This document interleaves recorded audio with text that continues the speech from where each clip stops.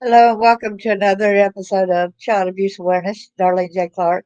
Be a part of the solution, set up on the problem. Copyright disclaimer under Section 107 of the Copyright Act of 1976. Allowances made for fair use for purposes such as criticism, comment, news reporting, scholarship, and research. Fair use is the use permitted by copyright statute that might otherwise be infringed.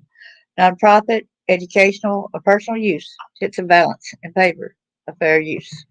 We need to take mind in Isaiah 117, learn to do right, seek justice, defend the oppressed, take up the cause of the fatherless, plead the case of the widow.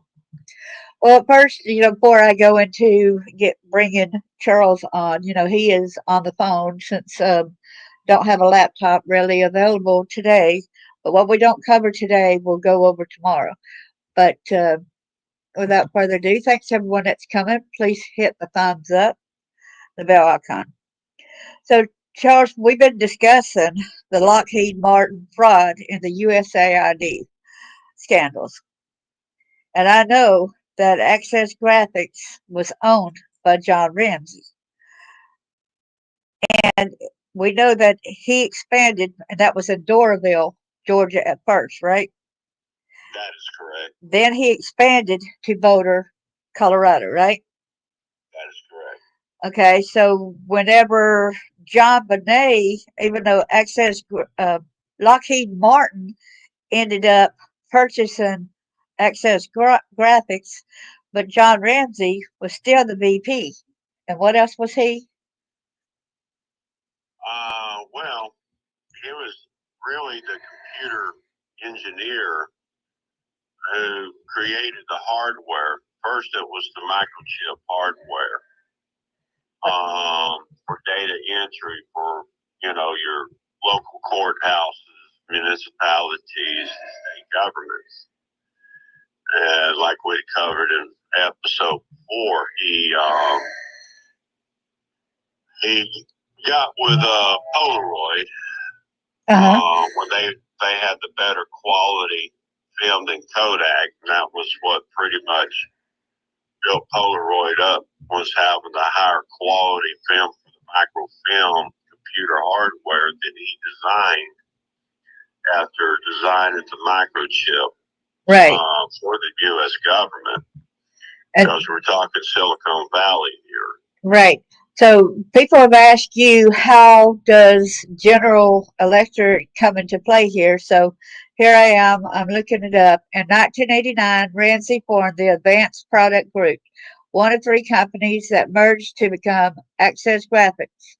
He became president and chief executive officer of Access Graphics, a computer services company that became a subsidiary to Lockheed Martin in 1991. In 1996, Access Graphics grossed over $1 billion, and Ramsey was named Entrepreneur of the Year by the Boulder Chamber of Commerce. Immediately following the murder of his daughter, he was temporarily replaced so the company did not have to bother him about business matters as he grieved. According to Lockheed Martin spokesman Evan McCullum, but Ramsey returned to the job within weeks. So after her death. So the farce that he was going along and saying that they had things against him or whatever was a farce. That's a lie. There's no way possible.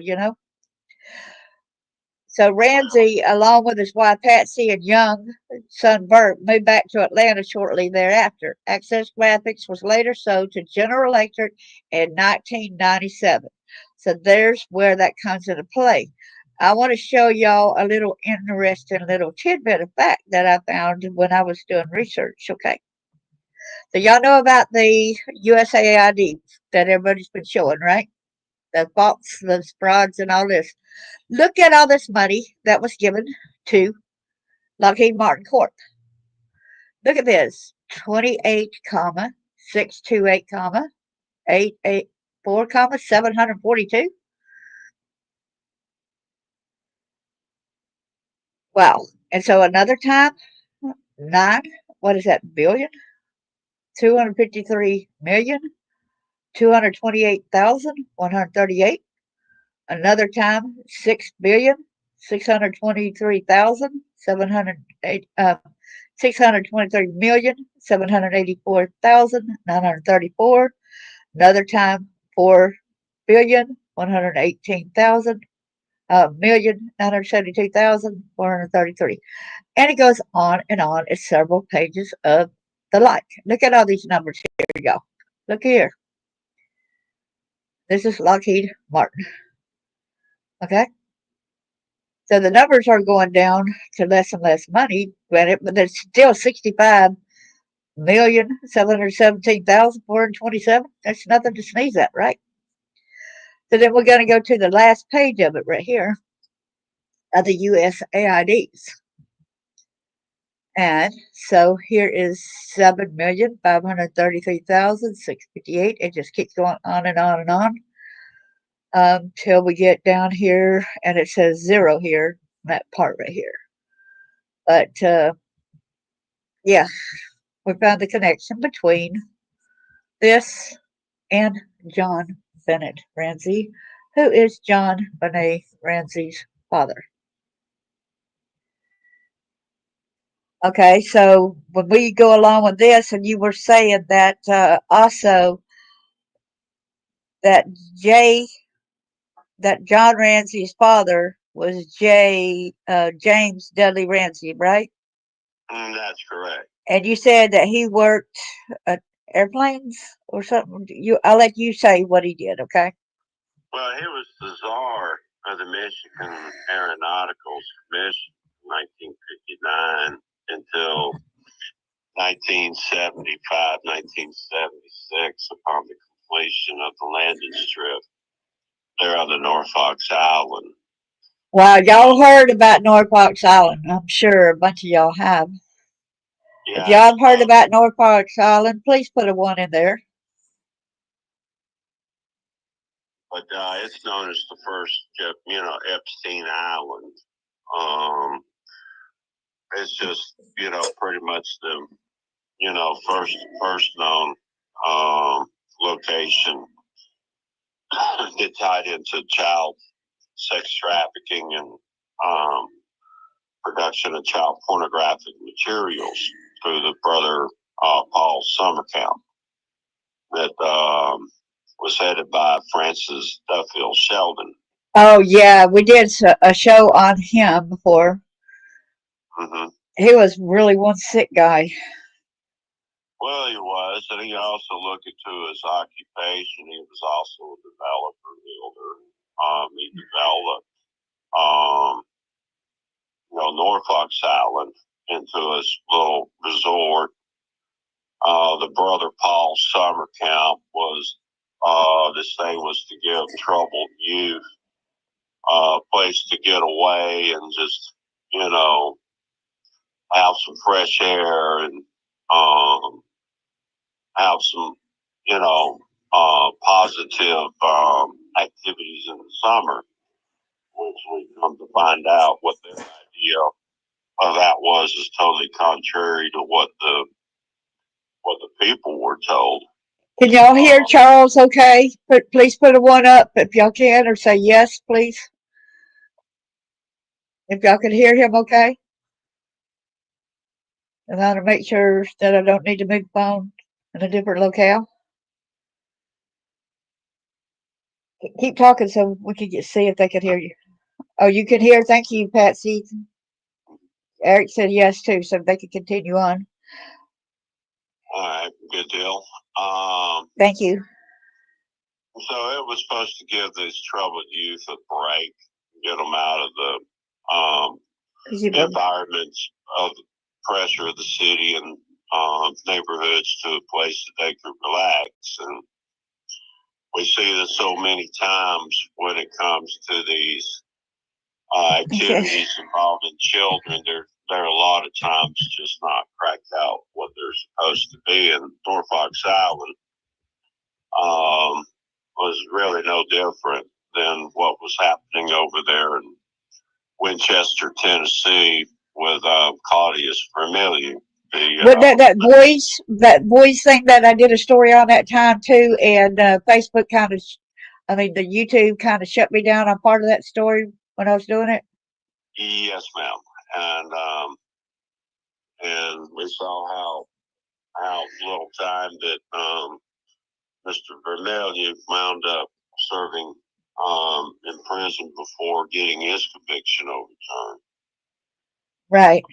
And it all coincides with some of the same people from Atlanta that's tied into there. We saw some names in particular that were rather interesting. And I thought it was interesting also because it had to deal with also the boys. Boys farming, and also what also leads back to the Boy Scouts. boys school there in Franklin, Nebraska, back what people also known as the Franklin cover-up. Yeah, they also said something about whether it had some kind of ties also to people with Boy Scouts.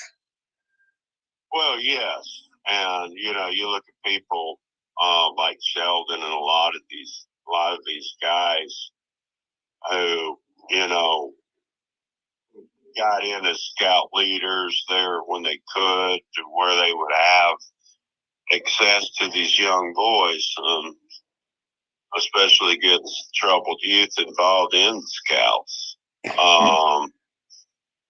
Could I ask you a question again? Who was it exactly that was who John Ramsey had gave him the fake name of Bill Ramsey? That would have been Franklin Delano Floyd. Okay, I get the two mixed up a little bit, so that's where I'm trying to clarify there. Well, that's at least what I was when I met Frank Floyd and John Ramsey. Actually, Judge Mike McLaughlin for the second time. Yeah, when you met Judge Mike McLaughlin the first time, you was on the school bus. I remember that, and he actually was residing here in Knoxville, Tennessee. When you seen that wreck into a mailbox? Yeah, it was the brick mailbox of Sheriff Bill Hudson's sister, who were neighbors of mine on Ebenezer Road in East Cobb back in 1980 when I was in the 8th grade at Mabry Middle School. And you never knew who he really was. You just saw the wreck and you asked the bus driver to stop because you wanted to help out. Da da da da da. Well, yeah, I thought it was an automobile race. You know, two guys racing in their automobiles, because you're talking both 1970 models vehicles, a Chevrolet Chevelle that was green. That was the automobile that collided with Sheriff Hudson's sister's brick mailbox, and it was Judge McLaughlin and his 1970 Buick Centurion who was chasing him, which is the same automobile he crashed down in Evergreen, Alabama, 1995, trying to chase me into one of two delivery trucks down there. Right. Chased it out and brick mailbox of Grady Lynn Rawls, original owner, Grady Rawls Construction, who does the road work for the state of Alabama, the USDOT. Okay, can you hold on a minute? I want to give a little bit of people a little bit of knowledge. They could go back to some of my recordings on here, look up Blackstone lawyer Charles Rogers, the interviews with him. He's got a lot more detail in those.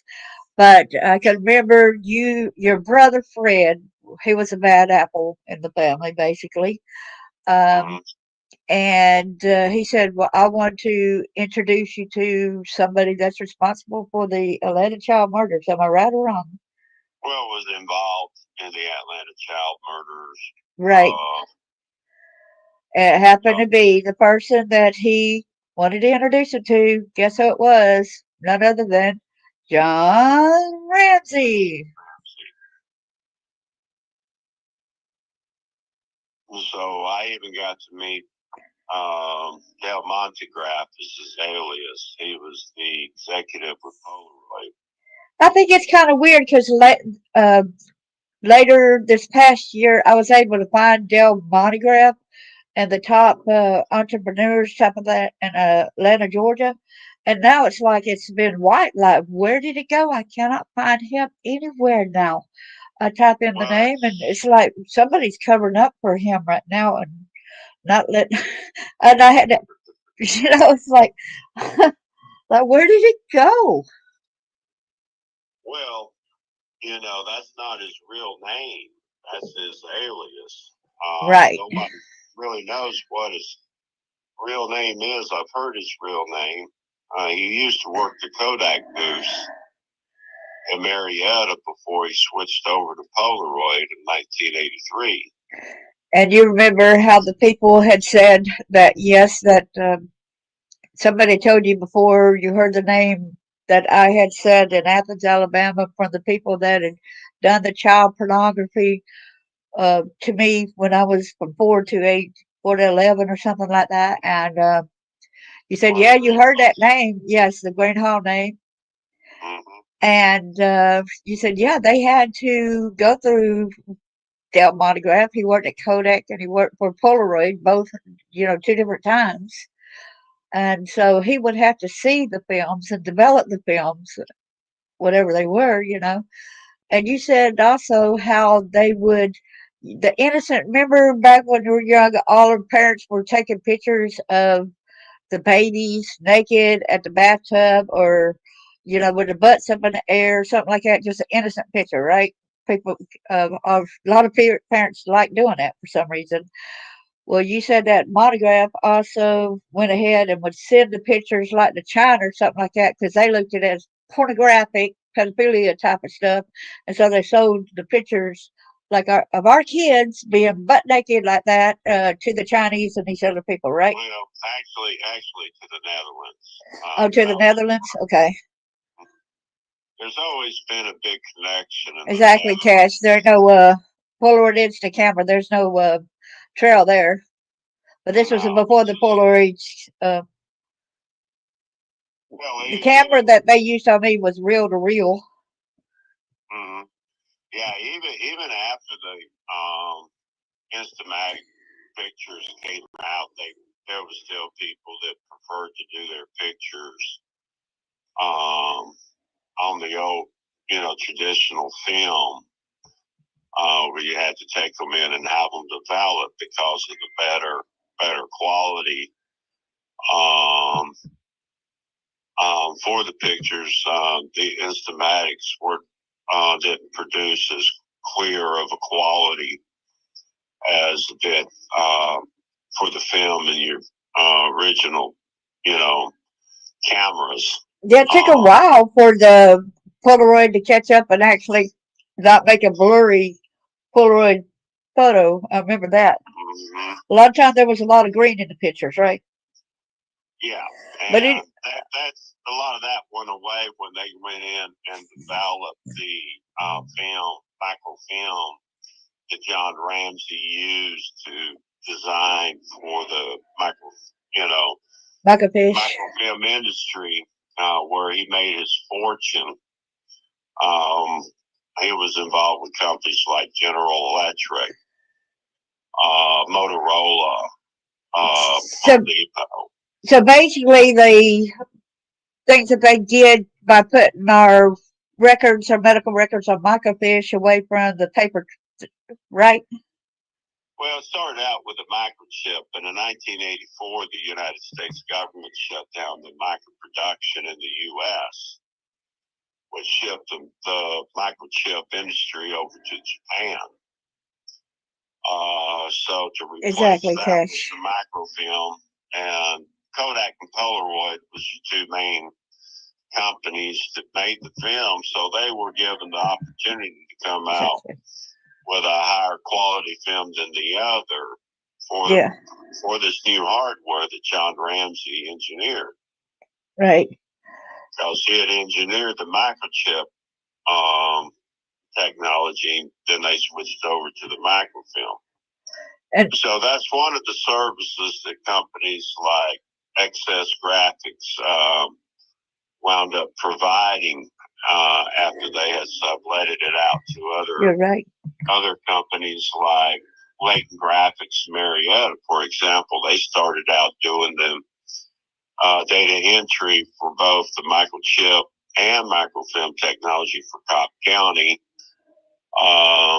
When I met these guys in November of 1983, they had just landed the contract with DeKalb County and were about to land the contract with Fulton County, which Leighton Graphics provided those services of the conversion from the microchip to the microfilm hardware. The next thing I want to go ahead and ask you to bring that up.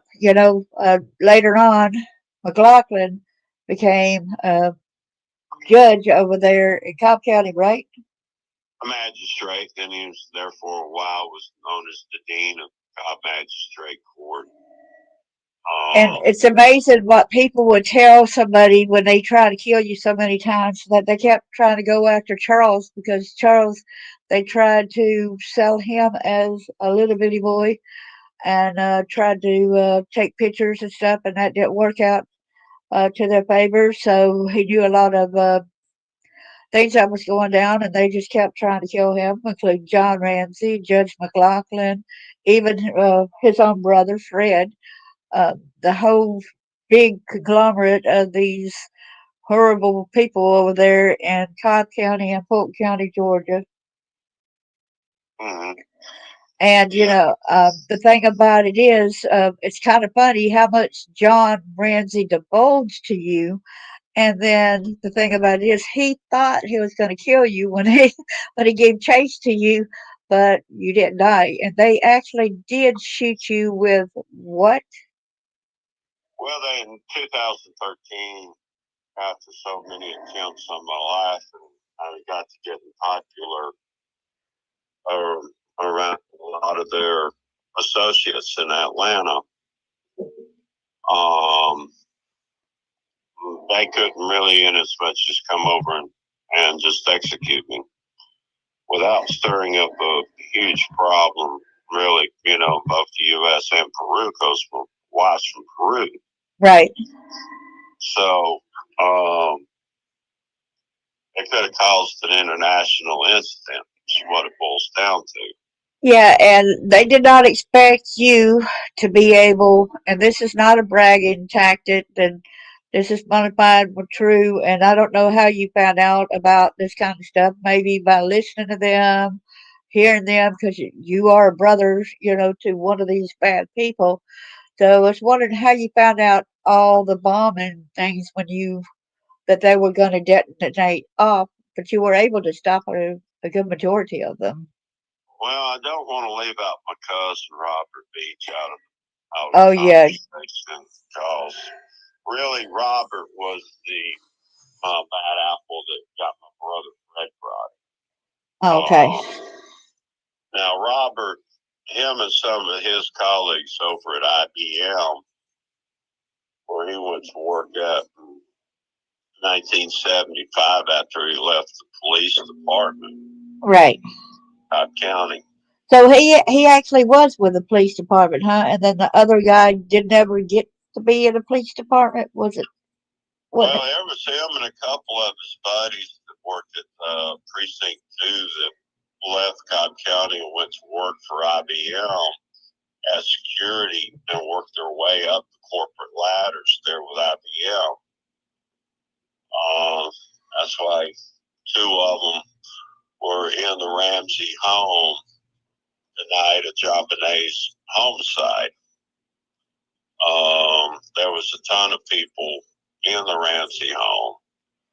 I was told around 28 guests, and 15 were directly involved in her homicide.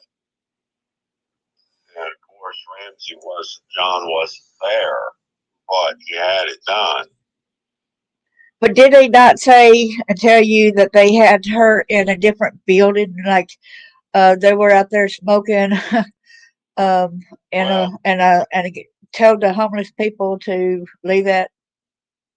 Well, Johnny Boy, my buddy, I'm not going to say his name right now. It's not John Ramsey. Okay, different John. John knew a lot of people who were in Boulder during John Benet's homicide.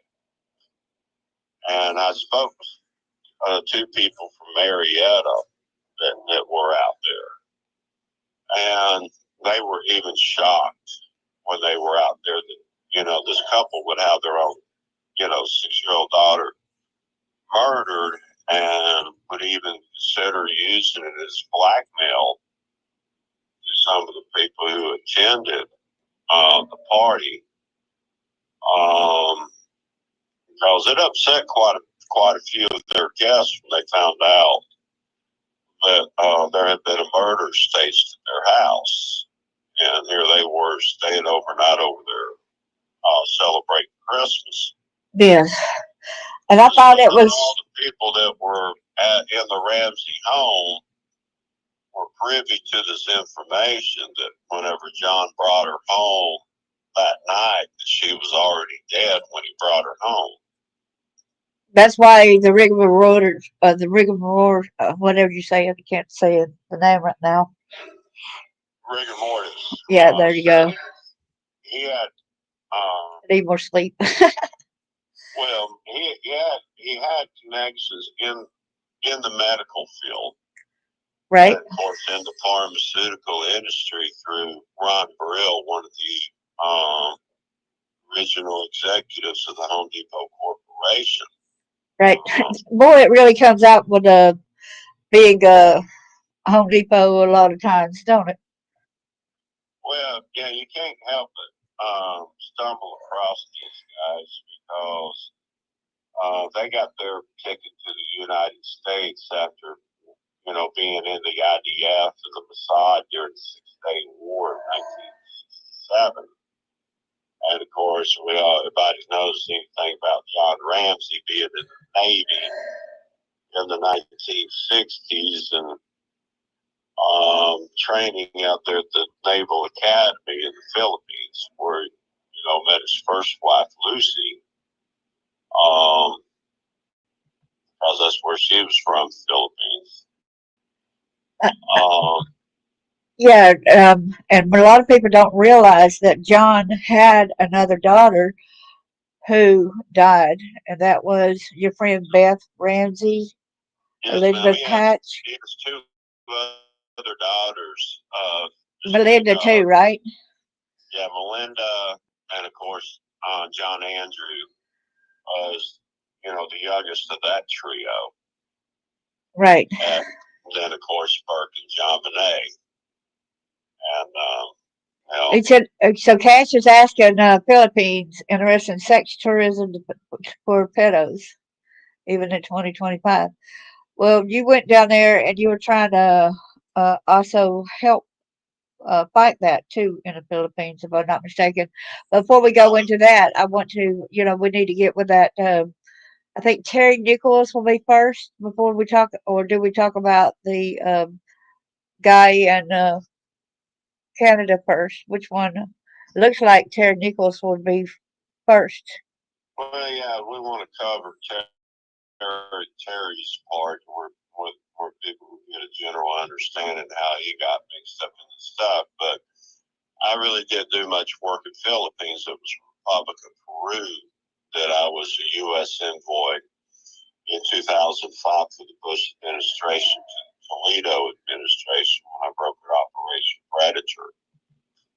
Was combating child pornographic industry of Peru. But I have gained knowledge of certain parties who have been to the Philippines and the crisis the Philippines faces even today on the issues of child sex trafficking. Because this is a global phenomenon. It's not just a American phenomenon. It involves just about every country in the world. It's a cultural crisis. It's been almost an 8,000-year crisis that we are still having to confront today. Yes. So it all still originates back to what happened on Jekyll Island in 1910. after the sinking of the Titanic. Anyone can travel to Jekyll Island and go to John Rockefeller's cottage there and see the brass plaque that says that that's where the Federal Reserve Act was planned out, and their plan for the New World Order was planned out, was right there on Jekyll Island in 1910. They even built their monuments there in Elberton, Georgia, back in the 1970s and 80s. Are you talking about the Guidestones? Georgia Guidestones. These are the same people. They laid out their agendas for their New World Order to maintain a population of 500 million. If that tells you how many people in the world they intended to wipe out starting in the 1990s. Right.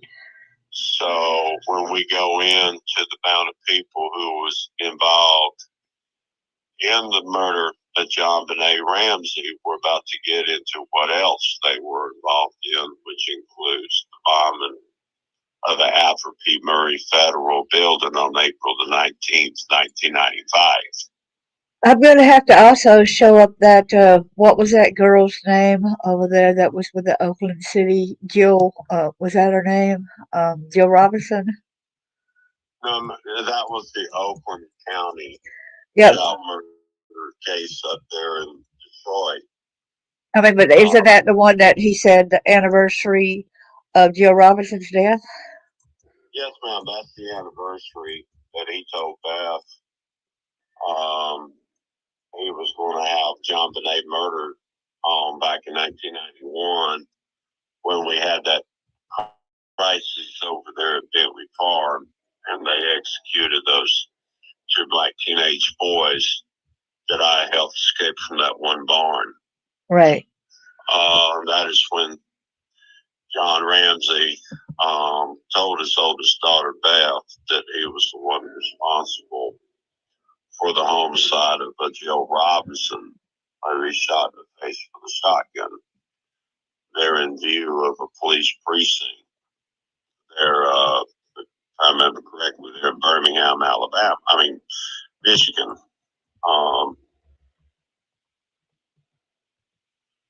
There was a lady that wrote the book about the Oakland County murders, The Children in the Snow, because Jill, she was found in the snow.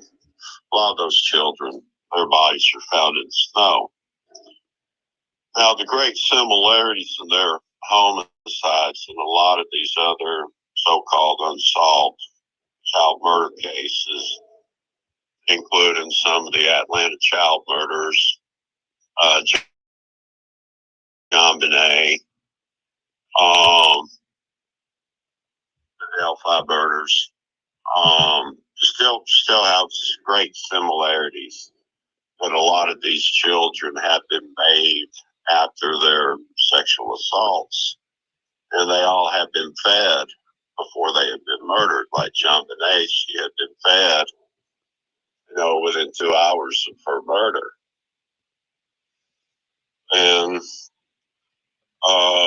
this is just how blatantly sloppy that John Ramsey is. Right. Is the pineapple that John had ingested had been left out on the kitchen table, which was from 7 o'clock that evening, because according to some of the people I spoke with in 2005, who was there. I'm going to show the people, the picture of Jill Robinson.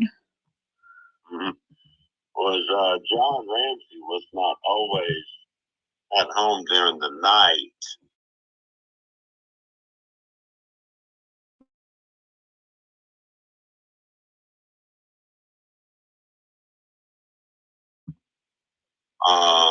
Of the homicide of John Bennett.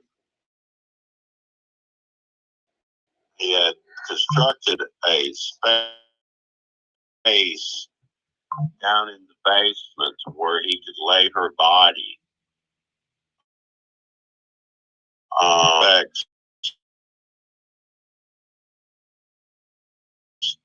night than wait a corner house down the street there in Boulder from where the Ramsey home was located there. Now we have to bear in mind that John still has a number of homes, and among those homes he had a home in Sandy Springs, Georgia. And he had a home also in Michigan too. Well, in Michigan they had a home in, I know for a fact, in Hiawassee, Georgia. They're on Lake Chattooga. And in the summer of 1996, Could I hold on a minute? Can everybody see my screen right now? Can anybody tell me if y'all can see my screen? Okay, I got something important to tell you. Okay, I told y'all about this blue gremlin right here. That was where my tractor, Doug McRae, he'll come up in the driveway when I was about 15 years old, in this car right here, and then back out of it. For some reason, he got scared and was backing back out of the driveway. But that's that car, and when I remembered about that when I was doing a live on here one day, I just about flipped out when I saw it. And here it is in the Oakland Blue Gremlin. Yeah, the thing about John Ramsey, people like Ray Duncan, his brother Sam Duncan Sr. of Murphy, North Carolina, we're talking Duncan Oil now, is they would go to Detroit and they would get their automobiles from the factories. They did not get their vehicles from dealerships. So they had connections in the automobile industry.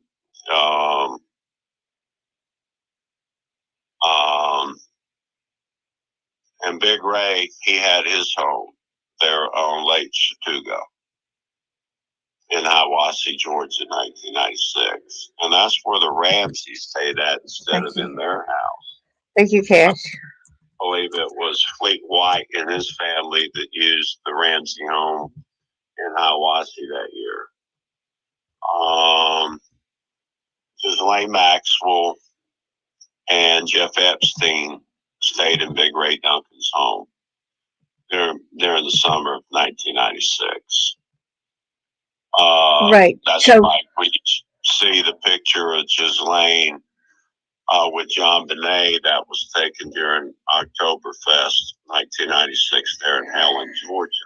You have to see if I got it in my folder still with my John Bennett. I had to look in there and see. And actually, Ghislaine's squeeze for the day was there at Rudolph. Yeah. By Hunter Biden. Let me say, you hear that, y'all? He mentioned Hunter Biden. Yes, Hunter Biden. He was also in the Ramsey home after the homicide of John Bennett. Eric Rudolph was in the Ramsey home. My cousin Robert Veach was in the Ramsey home. My brother Fred Rogers, he was in the Ramsey home. Brothers Mike Cook, Jeff Cook,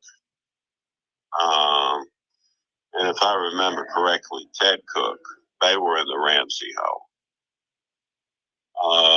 The anonymous caller to the Centennial Park attack, Joey Davis, he was in the Ramsey home. So you have I got that about. Yeah, but got that about. So you're talking the same people that were responsible for the bombing of the Alfred P. Murray Federal Building and the Centennial Park and other attacks, who were in the Ramsey home when John Bennett was murdered. I don't see the picture that I had of, but I'm sure a lot of people had seen that picture of Ghislaine, But talking about Joey Davis, here was a picture of Joey Davis right here.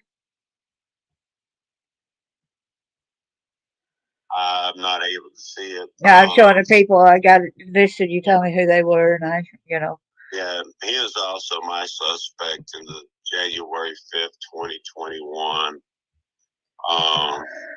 attacks on the RNC and DNC headquarters in Washington, D.C. He is also the primary suspect in the January 29th, 1998 bomb attack of the New Women's Healthcare Clinic in Birmingham instead of Eric Rudolph because he was driving Eric's pickup truck that morning and drove it back to Martin's Creek after the attack. Well, Eric Rudolph had to hitchhike his way back up Interstate 65 from Mobile, Alabama to Murphy, North Carolina. Okay, hold on a minute. Cash asked a question. Why, if they murdered her, would they not remove the body if were many, or even one or two?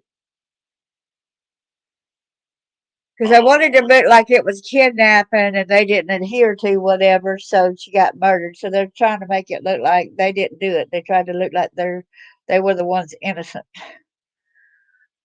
Well, if we look at the similarities of the Levi Frady homicide, October 22nd and 23rd of 1997, Marilyn Parkman, his mother, was told that he was just going to be kidnapped for the drug debt that they owed to the McRaes and Eric Rudolph through the Talent brothers. They're coming Georgia. Milton had told her that Levi was going to be held and safely returned. All he had to do was go borrow the $78,000 toward his $40 million inheritance he received 10 days after his son's homicide.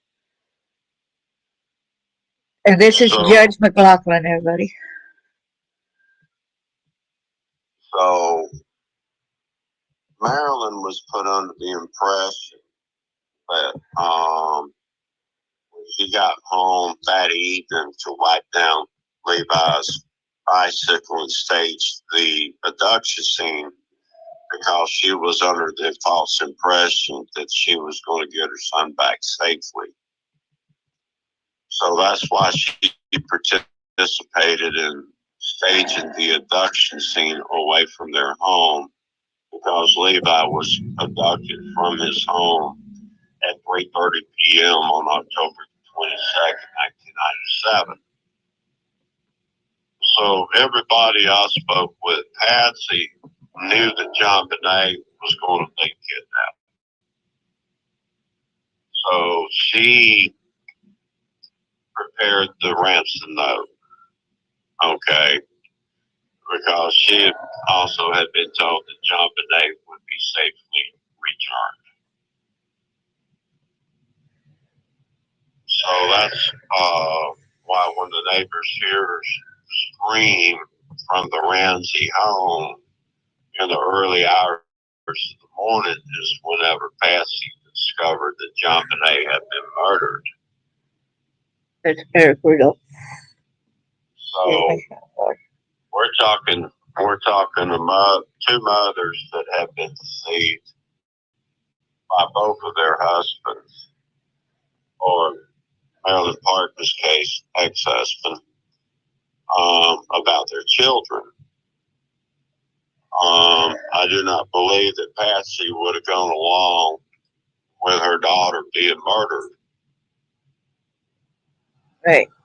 And you said, what is could I? She was murdered and wrote a suicide note. That was John's leverage over her to get her to go along with everything that he needed her to go along with. You notice that anytime she did an interview, he was right there on the side next to her, and he was mouthing with his mouth, like trying to coach her what to say. So it's like you could tell that it was practiced. Well, yeah, and him having a reminder. And, you look at him today when he talks about, the murder of John Bennett. He talks about these, good memories. And he'll sit there and he'll laugh about certain things. And it surprised me that during his initial interviews that he was able to keep from breaking down laughing during those interviews, especially the first interview that he did with Larry King, if I remember correctly. I'm surprised the guy didn't break down laughing then. This is where we're talking about a complete lunatic who gets his thrills and his enjoyment off of the suffering of children before he and his accomplices murders them. And he is beyond the term sick. He makes the term evil a saintly appearance due to the deception that he's always used in the interviews. He knew that they could not connect him directly to the murder of his daughter. But he was, in fact, indicted there in Boulder, Colorado. Him and Patsy both for first-degree murder, which was premeditated. The grand jury did not err at all in issuing the indictments on him and Patsy for the murder of their daughter. So when we get into the deception used in the John Bennett homicide, we also have to bear in mind who else was in that house besides the terrorists directly involved for the African Murray Federal Building. And then that's when we discovered that the executives of the Home Depot Corporation were also present in the Ramsey home, and some of them were directly involved in the homicide of John Bennett. Right. Now, Craig Manier, he is native of Flint, Michigan. He did not start his employment with the Home Depot Corporation. And what he told me in 2001 was around September the 19th was his initial day with the company. However, he was in the Home Depot retail location there across the road from the original Home Depot corporate headquarters. They're on the corner of West Paces Ferry Road and Cumberland Parkway in the community of Vinings there in Smyrna in Atlanta, Georgia. Right. So he was in the building or in the store location that morning that I stopped the truck bomb attack of the Home Depot corporate headquarters. Him and Roger Nance both. And all the executives, Arthur Blank, who is now the owner of the Atlanta Falcons and Atlanta United soccer teams, was very well involved in the attempted truck bombing of the corporate headquarters.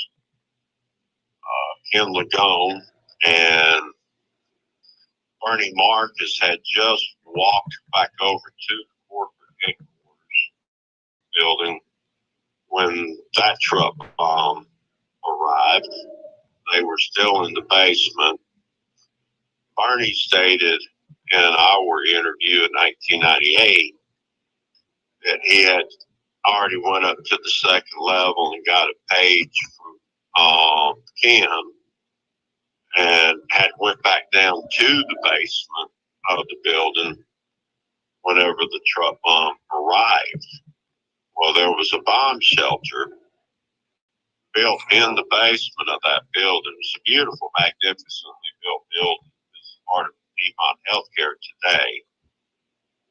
It later became the corporate headquarters for company like Mitsui Ocean Liners, MOL.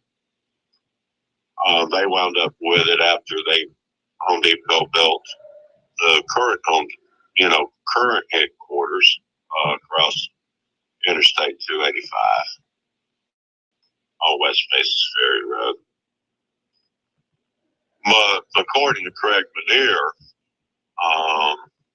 in the 2001 abduction, when they were going to get rid of me, he admitted that he was the one who controlled the garrote. During the torture of John Bennett, but he mistook his name and the date to have her killed. He stated the reason why he picked the date to murder John Bennett was he was a distant relative of Jill Robinson, a distant cousin. Right. So his purpose of joining the death cult was to get revenge for the persons who had murdered Jill Robinson. These people that I've been showing y'all across the street, across the thing, they're the predators. They are the ones that you got to be aware of. That's him with the connection of John Ramsey, okay? All these people that I was showing y'all through the screen, even though I wasn't saying the names, yeah, that's where I was showing y'all the pictures. So anyway, there was even 2 truck bomb attempts on the General Motors assembly plant there in Norville, Georgia. Wow. The first truck bomb attempt was one of 14 terrorist attacks, one of 3 truck bomb attempts. There was a truck bomb attempt on the Marta rail station bridge right there in Norville by the General Motors assembly plant. The third truck bomb, which was supposed to be the first one set off, was destined for the IRS building there on Buford Highway. Now, that truck was driven by Matt McRae of the Radio Shack, and his passenger was Eric Rudolph. The getaway vehicle that morning was the Sky Blue 1996 Z71 that belonged to Mike Cook, Murphy Build Supply. And his brother Fred Cook was one of the ones in the Brenna Center where I was held hostage for almost 3 hours with Eric Rudolph and Matt McRae. So that was the truck bomb they were going to hit the IRS building with. I can't find the picture of Doug McRae that I had. Just can't find it in my, for some reason, and I'm like, oh.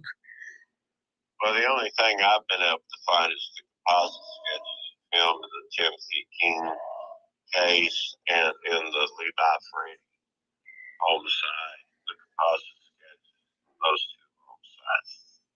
Okay. You mind if we start with them? But I want to show the different people, and I want you to explain who the people are when I tell you who they are. Okay. Okay. Okay. Can you tell them who Alice Summerer is? Alice Summerer, she's an attorney in Marietta. She's a member of the Bentley family. She is the one who has title to the Bentley farm there in Marietta. Well, they had the child trafficking barn and stuff. Yes. Yes. That is family who attempted to set my daddy up.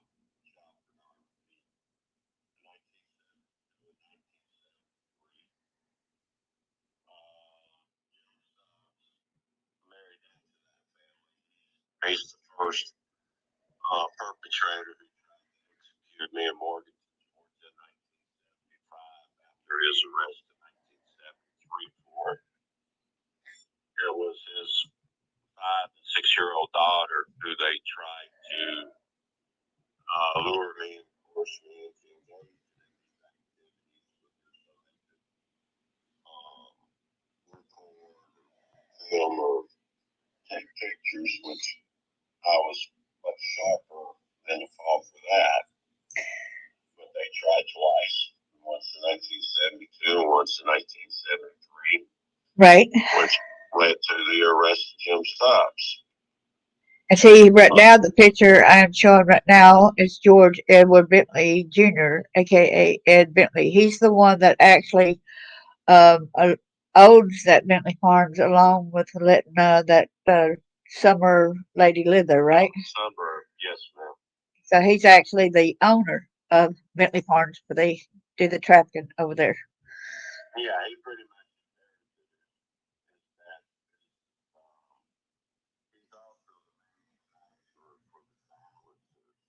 Ooh. For the U.S. military. So anyone wants to know, like up there at the homicide of Brian, came from Bentley Enterprises.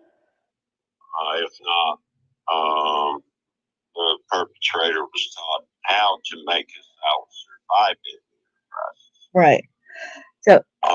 So who was Fred Bentley Sr.? Fred Bentley Sr. for a Bentley and Bentley Law Group. He was the first cousin of George Edward Bentley Sr. Okay, so that guy that we showed a picture of, his daddy, right? Yeah, Fred is his daddy's cousin. First cousin. They're a prestige law firm there in Marietta that provides all forms of legal representation from probate to criminal defense to business law. I mean, they just all kinds of areas they expert in there. Also affiliated with CSC, the registered agents for the Home Depot and Kroger corporations. And I'll show y'all two people that was harassing me. I just showed him Fred Bentley Jr., that was his son, But let's go to the Nances, Roger Nance and y'all, if y'all got anybody by these two names, please get rid of them because they keep hounding me and finding me and all that kind of stuff and threatening me, okay, too. This is Roger and Leslie Nance. That's the people that end up, they're fraudulently got your house that's supposed to be yours. Living in my house. Yeah. But they're part of the sex trafficking people as well, okay? Mm-hmm. Okay, so you said a while ago, I don't think I got a picture of Robert Bitch right here. No, I don't have a picture of Robert neither, but I got a picture. You mentioned Ron Brill a while ago, and this is a picture of Ron Brill.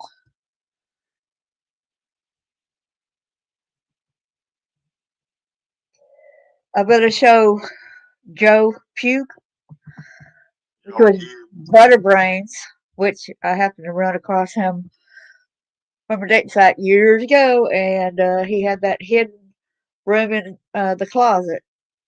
He tried to get me to go in, and I didn't go in, and then he tried to get me to go down in the basement, which I didn't go in.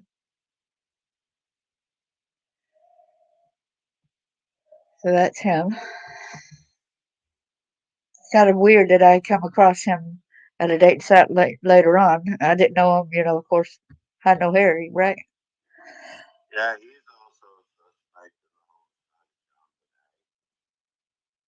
also and also this Judge McLaughlin. That's the one that the car he wrecked that boy into the when you were riding on the bus. He wrecked that boy, and you went out there to try to help him, and he told you to mind his own business, and then that guy he put him in his backseat of his car. Judge McLaughlin did, but he wasn't judge at the time because he's living in Knoxville. And then guess what? The boy ended up murdered. Yeah, he threw him. Oh, front seat. Okay. Yeah, that's okay. Got you. The Centuries were the 4 doors, and the Centurions were the 2 doors. Kind of like the I'm trying to think of the Bel Air, and counterpart the 4-door. And I can't think of the name of it.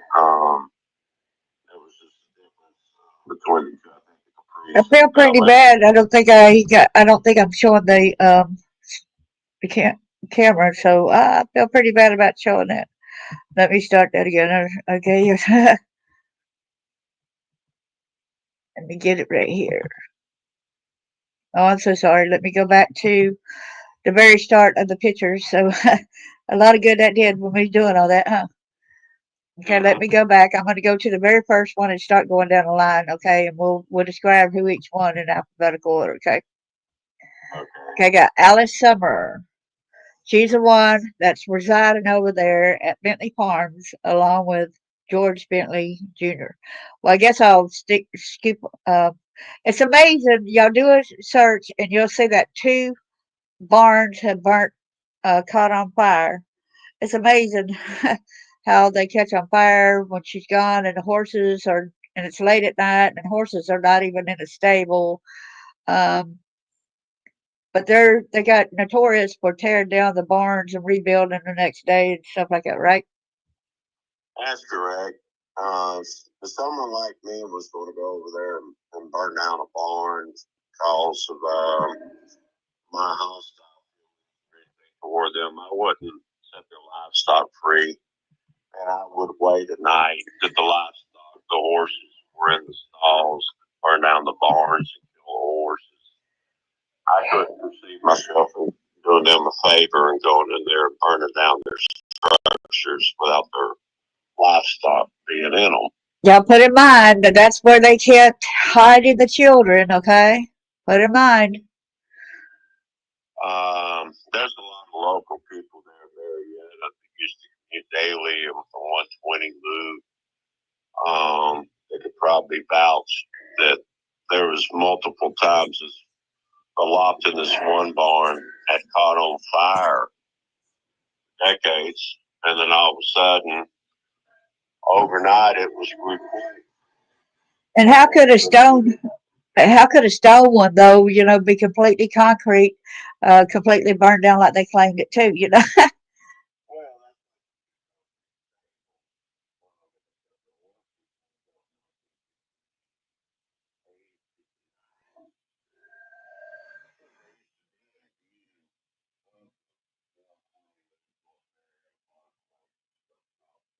But ain't that what they ended up putting um isn't that the concrete thing that they ended up that was adjoining the fence posting of the stables and stuff where yeah, that's which one I remember. That's which one I remember looking at from the outside and being inside it.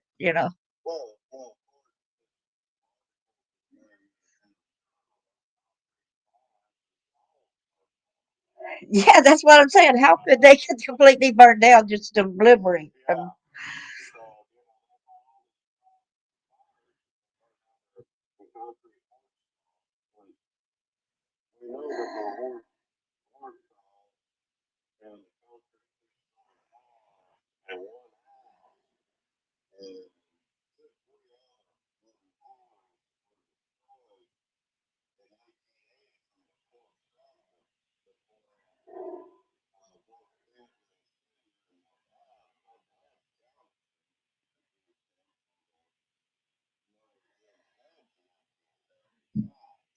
Yeah, this right here is George Edward Bentley Jr., the one that's also um, that's the owner of the Bentley Farms, and but he's related in which way to Alice? He's letting her live there too.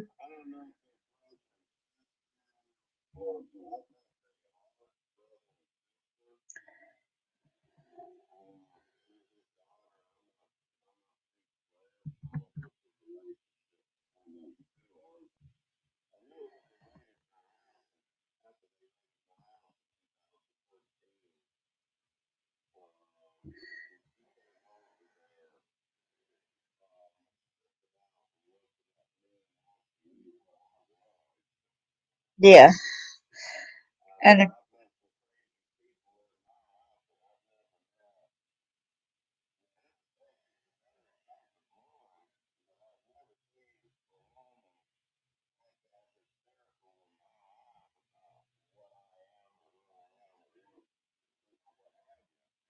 Okay,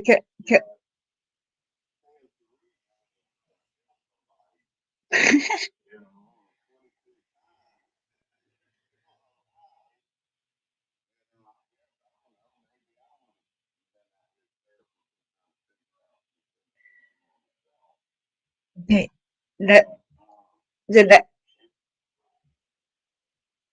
the next the next one is Bobby Cook.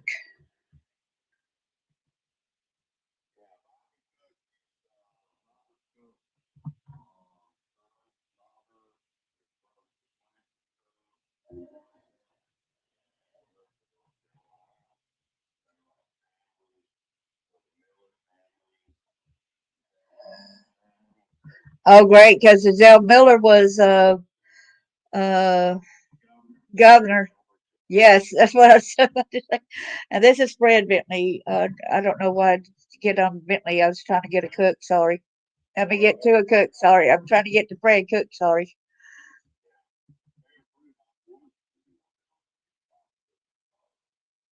Ed Rudolph also worked for Jimmy Carter, did he not?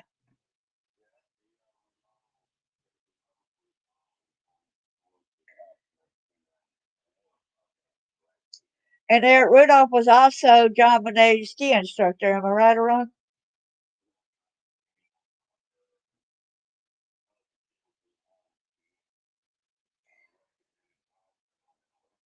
Okay. And this is Fred Cook.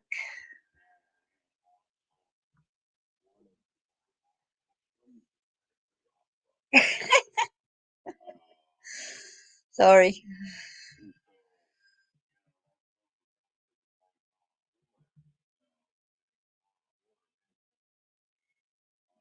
Red into Mike.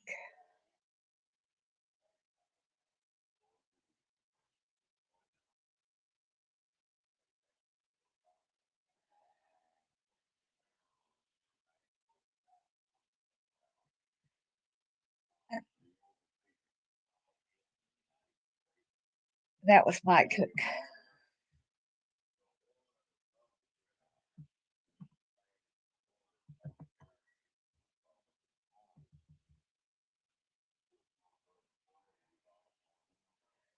Ted. Ted Cook.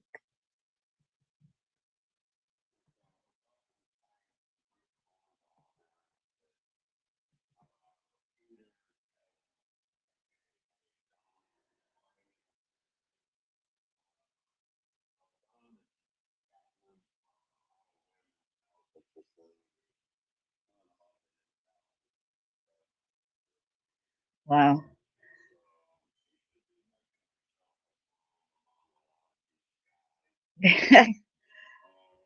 And then now it showed him your brother, Fred Rogers, which he's deceased now. And he was a part of them too. That was,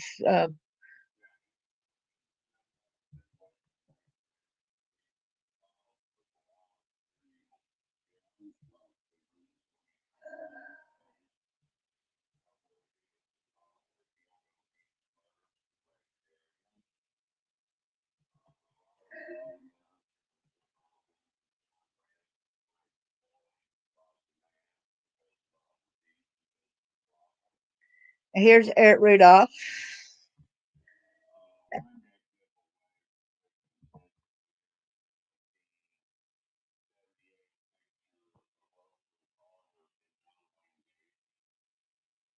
Oh, yeah, I remember you saying that, showing that to me before.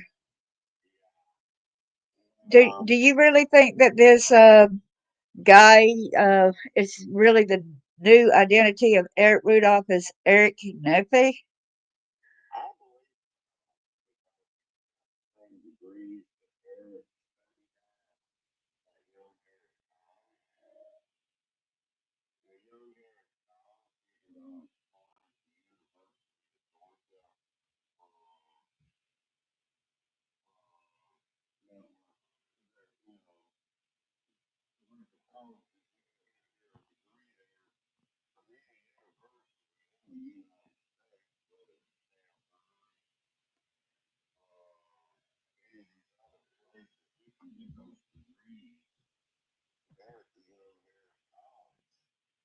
Ah.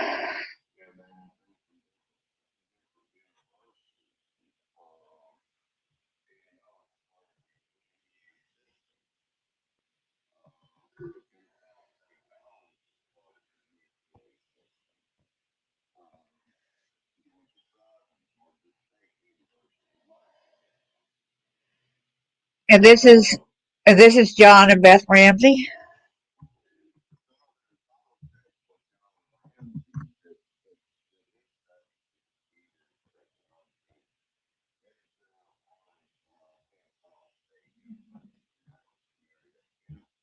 Oh wow.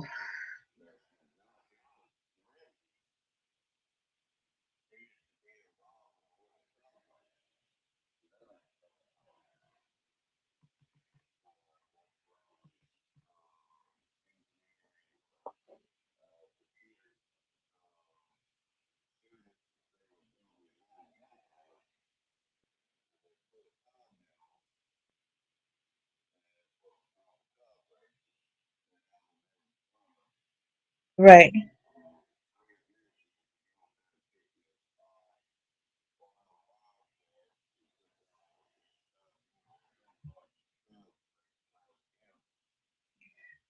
And here's Jeff Carrier.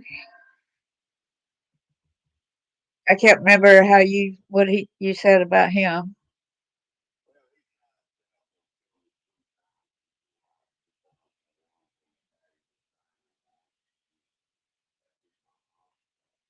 Uh,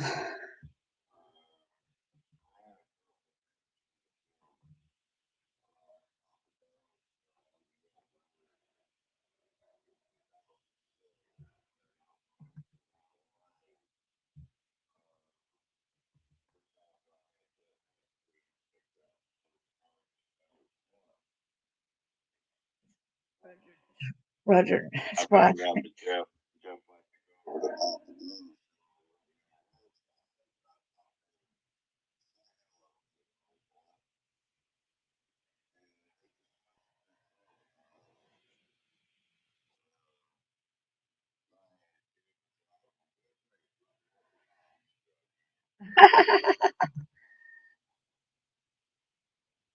Hey there, KCG. See the pictures? They gone again. I don't know why they keep going away. Which one's the last one y'all seen?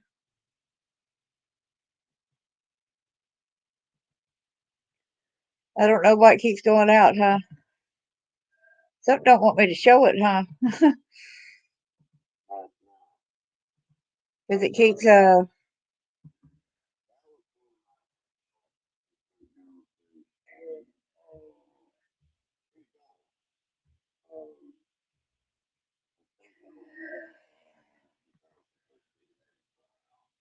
it's not letting me show the pictures for some reason.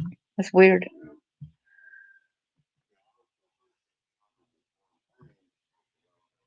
Let's see.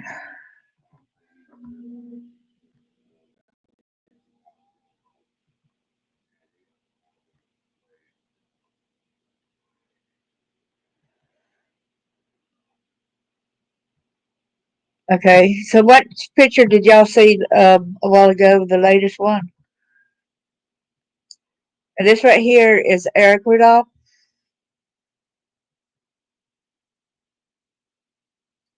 and show you the one that's the Roger and his wife Leslie Nance. If y'all got him as a friend or her as a friend, they kept threatening me no matter where I'm at a lot of times. So be wary of Roger Nance and Leslie Nance.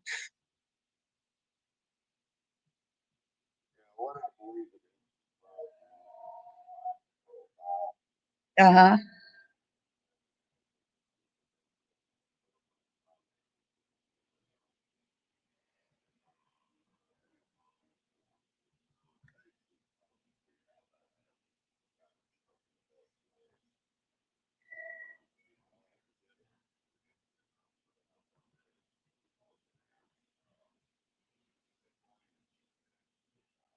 Right.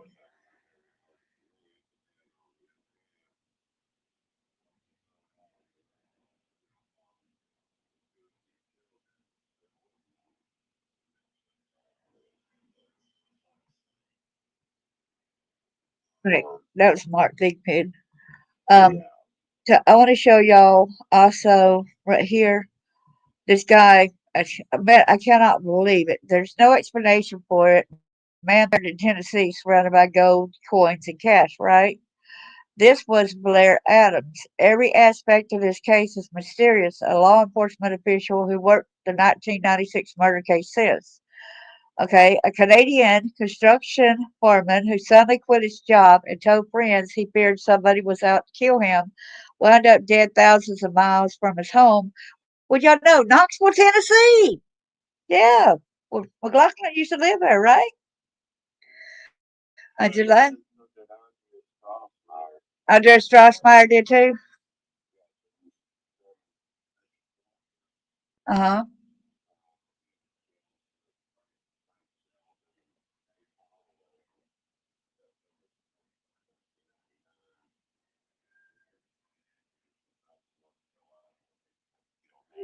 I think I got to move it. Had to move the phone closest to the thing. So, and then yeah, they tried to kill you, and you had other people that basically were helping too. Um, Well, yeah, once that bunch up there found out the truth about Eric Rudolph, they wasn't too thrilled with his own mother, Pat Murphy. She tried to shoot him twice. yeah, it was really sick. The question that Eric Rudolph asked you, how sickening is that, man? I mean, y'all would not believe the question that he said. Do y'all want to know the question that Eric Rudolph had asked my friend Charles Rogers? And yes, Hunter Biden was in a bathroom with Eric Rudolph at one time when they got in, and they went in the bathroom, and guess what? Both of them were their BBDs. Yeah, like they've been to the Derby, had skid marks. You had skid marks on her. I'm glad I wasn't there to see that. Okay, I would not want to be there. Yeah, I was around June the 7th, around June 6th or 7th of 1997. It was after the June 3rd KCG attempted bombing of the ball ground Little League baseball game that I interrupted. And a lot of people don't know and are aware that there was over 96 explosives buried in the ground at various baseball fields in the southeast U.S. At this time. Ball ground was just the first one they were going to attack. And what was this at? Georgia, right? Yes, ma'am. They're in Cherokee County, Georgia. They're just north of Canton, Georgia, and a little community called Ball Ground. And I arrived. I was told I better not show up or let me killed on the spot. So um, that was what I was told many times. Still showed up anyway.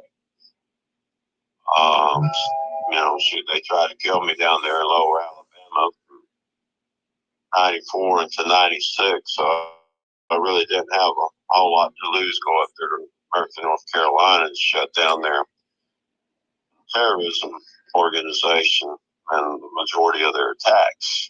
Is that when Governor Hunt went ahead and put you in as the Appointed me in his place? Yes, ma'am. He did not want to go to the rear parking lot of my office. The afternoon of January 29th, 1998, and negotiate with Matt McRae to get truck bomb number 14 out of Murphy, North Carolina that afternoon. I thank you for your work on dismantling some of this. And we all know my friend William Pennington. He was engaged to a girl that worked with the FBI over there in Oklahoma City, and she didn't make it. She was murdered in that bombing attack. 167. Well, that's like the Forsyth County Sheriff's Department. they're about to have to get involved in the investigation of the homicide of Levi Frady because Levi was murdered in Forsyth County, even though his body had been dumped in Dawson County. It's still going to have to go back to Forsyth County for investigation. It needs to be investigated. It needs, the people that did all this needs to be held accountable. Well, the explosives that was rounded up from the baseball fields in 1998, 1999 was handed over to the Forsyth County Sheriff's Department to hold for safekeeping. Now, of course, I had the governor's office of the state of North Carolina there in September of 1999 turn all of those explosives over to the quarry owners up there in Anahela Gorge to where they could use use that C4 and extracting the rock that is available today. A more expensive rock than the Tennessee Fieldstone. They were pretty much donated all of those explosives that we had recovered with assistance of Eric Rudolph. Yeah. And was able to extract that rock and have it available on the market after the turn of the millennium. And that's why you have this more expensive rock available on the market today that we didn't have in the 1990s. So that's where all of that was generated from. The Forsyth County Sheriff's Department was the department that held those explosives before they were turned over to North Carolina and then over to those quarry owners. Right. But the Blair Adams, people about to be shocked also in Canada when they find out that on July the 4th, 1996, I was going to attack that large shopping mall there in Montreal, Canada. Yeah, that's where Blair Adams lived, in Montreal. He worked for the contractor who did the maintenance on that shopping mall, him and his buddy both. So what Doug McRae and my brother Fred and that bunch did was they all went up to Canada, up there to Montreal, to locate Mr. Adams and his co-worker, his buddy he worked with at the construction company they worked for. So what they did, they found them after they was off work and cleaned up, and it went up to a little local bar. They were able to find them in that local bar. And this is how these people operate. You know, they're always real friendly and real funny and like to laugh. Yeah. And joke and all that, like good old boys, you know. So they were actually able to strike up a conversation with Mr. Adams or his buddy there, and got to laughing and joking and cutting up with them. And next thing you know, they were buying their beers and drinks, and well, they were having such a good old time. They just figured to invite the old boys out with them and go out and check some of the night scene out. And, who was the one that told you about this happening? Well, Doug McRae. Well, like you said, isn't it funny what people will tell you when they mistakenly think they're going to kill you? Yeah. But yeah, Doug told me about it, and he was the first one. Then, of course, Eric Rudolph later admitted to his mother that they was responsible for Blair's murder. Yeah, I won't. I don't know whether I should say or let you say what y'all. This is gonna be sickening, okay? Eric Rudolph actually asked Charles Rogers one time. I'll let you go ahead and ask. Just let me say it's graphic, okay? Yeah, I hate to have to repeat this, but Yeah, he asked me if I ever sucked the blood out of a dead boy's penis. And later on, you got to tell Eric Rudolph's mother. Yeah, he even lied to his own mother and sister about it, and then turned around and afterwards admitted to some mutual parties up there that he thought was his friends he could trust. He wound up admitted to them that he did in fact ask me that question. So of course that contributed to the first attempt on his life by his mother, because she didn't appreciate being lied to about, especially about something like that. Sicko. Question was asked me about while they were admitting to their roles in the homicides: Stevie Branch, Michael Moore, and Christopher Byers in West Memphis, Arkansas. They're at Robin Hood Hills, known as victims of the West Memphis Three. And like he said, that John Ramsey had told you before that he was going to kill John Bonet on the anniversary just because y'all rescued those boys out of that thing, and that was best punishment. I'm going to end up killing her on the anniversary of Gil Robinson's death. Well, guess what? Gil Robinson was killed December 26th, and when did John Bonet get? Well, John Bonet was murdered on the 25th to make it look like she was murdered on the 26th. Right. But John told Bab that he would have her murdered Christmas.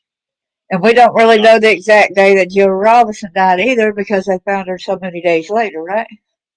Well, no, they found her the following morning. Oh, okay. She was on view of a police precinct where he killed her just before midnight. It's amazing how much he would tell you, and don't think that anybody you would be able to tell later on, Well, when I first met him over there at Lake and Graphics back in 1983, that story about what he was saying about Jill Robinson when he shot her in the face, that's the case that had my brother Fred and Roger Nance and those two technicians at Lake Graphics busting out laughing like it was funny. That's the story. I couldn't believe my ears and my eyes when I sat there listening to this,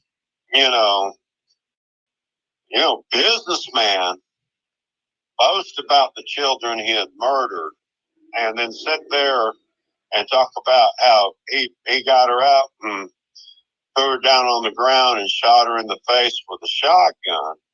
And all them laughing about it. How sick. Sit there and laugh about it was really a shocker. Yeah. But yeah, he told Beth and Matt and her friend Paula and me that after he had us all killed, that he told Beth, since her goal was to get him busted, the worst her and Matt could get married and adopt John Bonet was his reason to murder John Bonet to get Beth back. Even though Beth was already killed, how many people that they go after so many times, and there's chases and they end up running into box trucks? Well, they totaled out 4 automobiles down in Evergreen, down in Lower Alabama. Brantley and Evergreen try to chase me into those box trucks. Yeah. But Blair Adams, they got them out, him and his buddy out like on the third night up there in Canada. Uh-huh. And they had hooked them up with, I think they went to strip clubs and hooked them up with some prostitutes. So they had them groomed in real good. They sat down and they asked Blair and his buddy, they told him, well, we're the same people that went out here to attack that Alfred P. Murray Federal building there in Oklahoma City.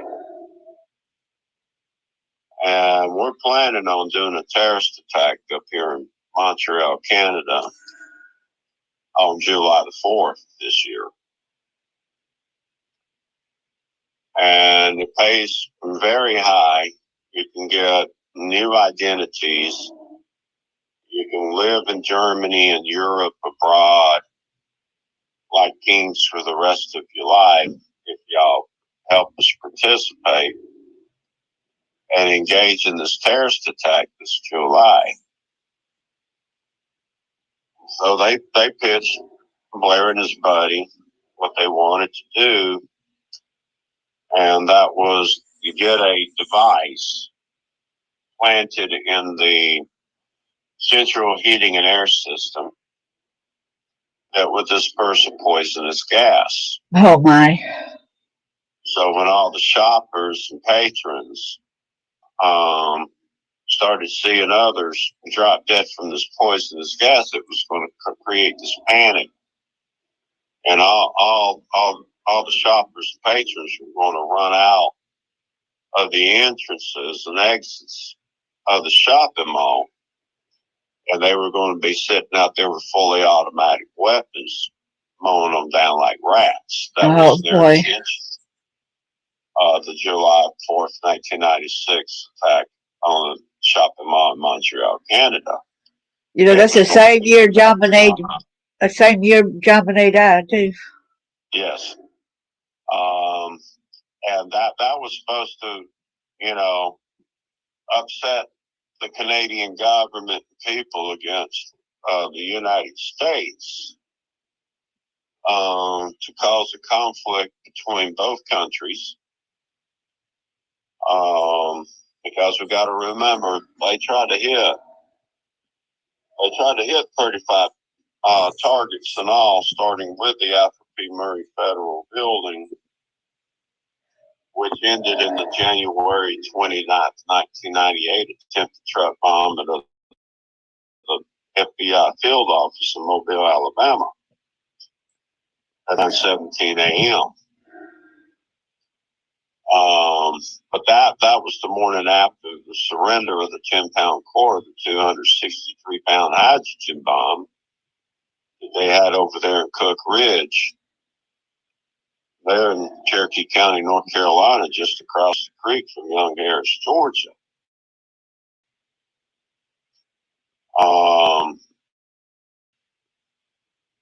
That's why these guys were given the amount of time that they've been given was to disarm and voluntarily surrender that hydrogen bomb to the ATF, which they did do. And I see that Nichols, they said he used the alias of Mike Havens. I wasn't familiar with that, but yeah, that sounds correct. So he purchased 40 to 50 pound bags of ammonium nitrate fertilizer, the main ingredient in the Oklahoma City bomb, from a farm co-op there in McPherson, Kansas on September 30th, 1994. Yeah, well, before we get to Terry, let's finish up with Blair. Right, so let me get back over there. Yeah. So with Blair, when they pitched this to him and his buddy didn't seem like it was anything that he was interested in doing. And he sat there and told him, it's like, well, no, that's not something that I would be interested in doing. Well, Blair, he agreed to it. He was like, oh, yeah, I'm interested. Yeah. I support what you're doing, and I'm all game. So they turned around and they gave him the $9,000 that he needed to order the device.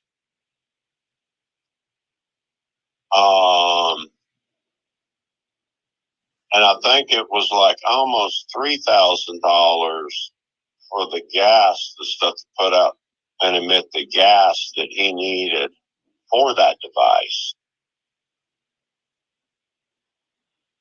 So they wound up, I think they gave him something like $30,000 altogether. So he had German currency Canadian currency and U.S. currency. He booked his flight to leave Canada, I think on the July the 6th, 1996. And that was going to be his flight to Germany to assume his new identity. And as they said, live like a king.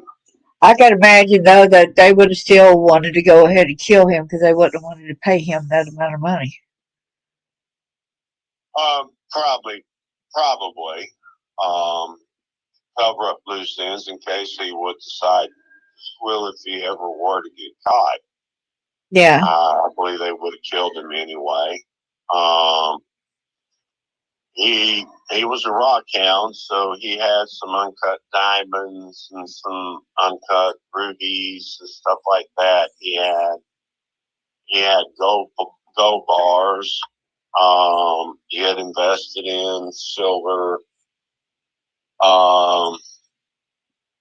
He had right around $40,000 of money, little gold bars, silver bars, and all that when they found his body. Yeah, it says right here, something was obviously very much the matter. He hadn't been sleeping well, Sandra Edwards said of her son, according to Unsolved Mysteries. Something was wrong. I asked him numerous times what was wrong, and he said, I don't think I should tell you about it. And to this day, I don't know what it is. Adam left his mother's home on July the 8th. 3 days later, workers at a construction site in East Knox County, Tennessee, discovered his partial nude body. An autopsy determined Adams, 31, was beaten and he died from septic shock after his stomach ruptured. Robbery initially didn't appear to be the motive for the murder since investigators found jewelry, gold bars, and coins of thousands of dollars in Canadian, German, and American bills around the battered man's body, the Knoxville Sentinel reported. Authorities said Adams, who reportedly didn't know anybody in the area, likely put up a fight since he had what appeared to be defensive wounds to his hands, a cut on his forehead, and tufts of hair missing from his head. Only one piece of forensic evidence exists in the case, a long strand of hair not belonging to Adams that detectives recovered from his badly cut hand. Investigators noted that the victim's pants were pulled down and he may have been sexually assaulted. Gerald Sapp, a tow truck driver, recalled a strange encounter with a Canadian at a Knoxville gas station about a rental car key that wouldn't work. I said, if you drove this thing up here, you got to have another key in your pockets, and he wouldn't look. Sapp told the Knoxville Sentinel noted that Adams was trying to start the whole vehicle using a key from a different make of car. So I thought he was nuts. He was bound and determined that he had the key he needed for that car. Sapp dropped Adams off at a local Firefield Inn. The Canadian was found dead across the road around 14 hours later, and the correct key to the rental vehicle was located near the body. Tika Hartsfield, who worked as a clerk at the hotel at the time, told Unsolved Mysteries in '97 that Adams seemed paranoid. He was just very nervous, agitated, expecting someone to come in on him, even though there wasn't anybody there. Well, not what she could see, anyway, right? Sapp believed Adams was not all there. He didn't appear to be messed up. He didn't appear to be on drugs, but his mind wasn't functioning correctly for some reason, the tow truck driver speculated. Adams reportedly was sober for 2 years before he died, and toxicology reports showed he had no drugs or alcohol in his system, or he had never been diagnosed with any mental illnesses. In 2017, David Davenport with the Knox County Sheriff's Office Cold Case Unit revealed one theory in the case is that Adams may have fallen victim to a sex worker or pimp who wanted to rob him but failed. Maybe he got rolled, or maybe it was a female prostitute, Davenport said. Maybe she had a pimp that was close by, and they were going to roll this guy, and they got scared and didn't. Jim Jones, the chief of detectives for the Knox County Sheriff's Department, summed up Adams' homicide. Every aspect of this case is mysterious, he said. There's no explanation for it. It's kind of weird how they kept saying he was still overreacting, that there was nobody around, but yet he was murdered. And like they're saying, Well, he didn't have no reason to say that people was trying to kill me, and yet he wound up dead like that, right? Oh, but he's just overreacting. He's just paranoid. No, maybe you reckon that he's not paranoid when you look at the facts that he was murdered. Excuse me.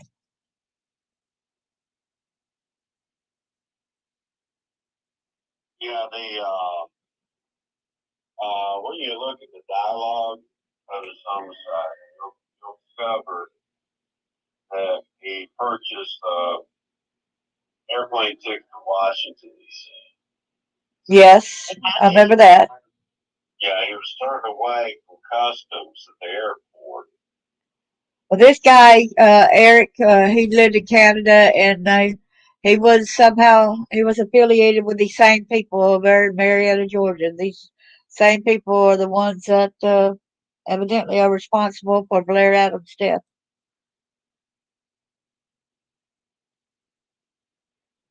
Is that what you're saying, Charles? Yeah, that is correct.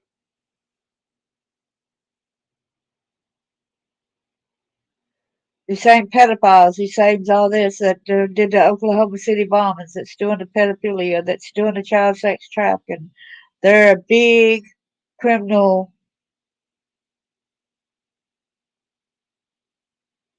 Oh, okay. That's okay, Eric.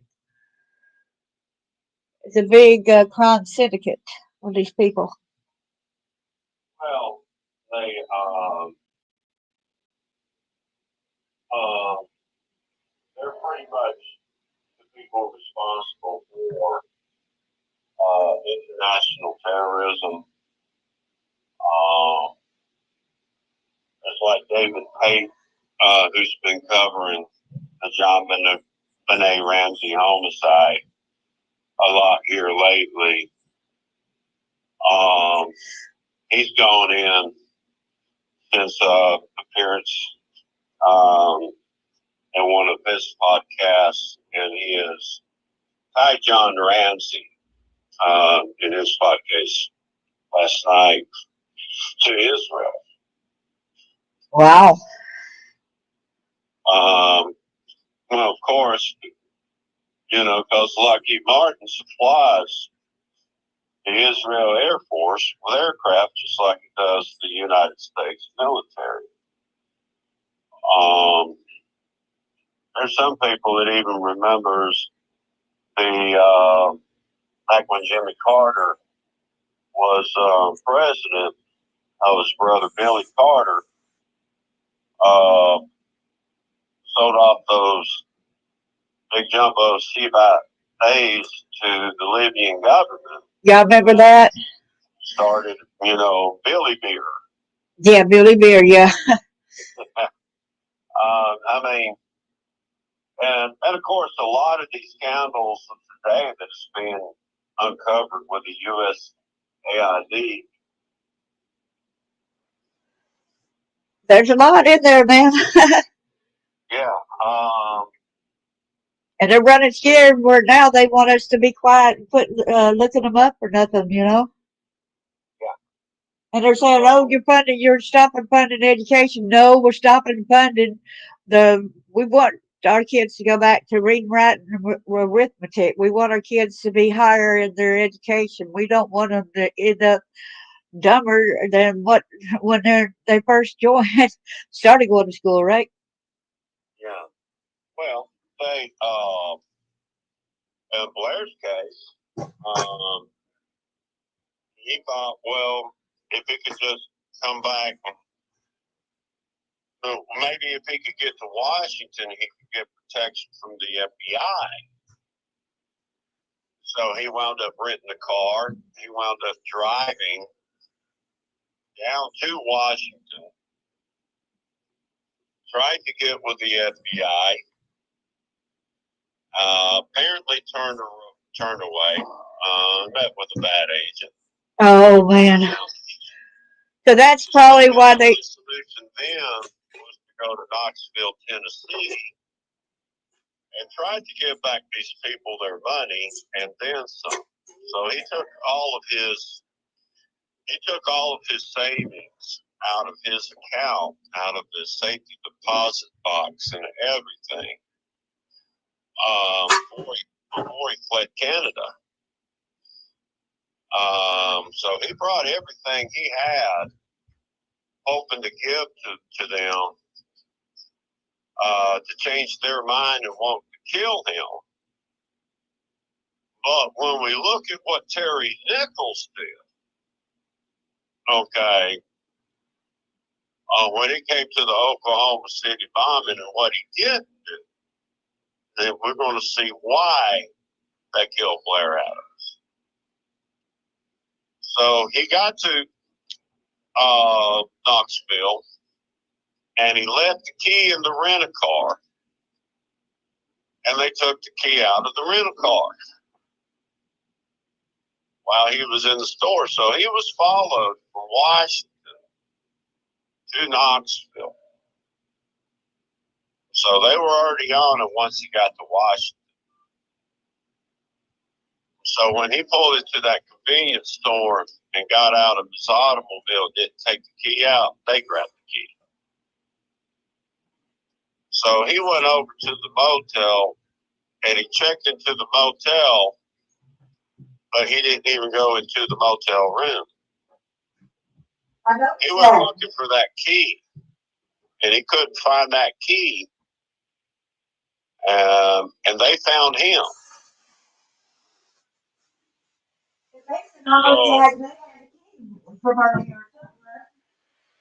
Yeah, so they wound up killing him. What they did was my brother Fred had his tire thumper and this 5-foot pry bar that we used to use on my dad's heavy equipment during his developments. I me specifically because I helped him in his last development there in Woodstock. July 1996, before I went to Berkeley, North Carolina, I helped them put in the first 100 foot of water pipe there on his commercial development. Now, Fred had worked with him on his most recent residential development there in Marietta, Hillcrest Oaks. They completed that development in 1996. So he broke ground on the commercial development there on July the 17th. Okay, thank you so much, Barbara, for coming. So I had to help put in that first section of water line with both my brothers before I transferred to North Carolina on July the 23rd, 1996. Wow. 2 days before their intended attack at the Centennial Park on the 25th.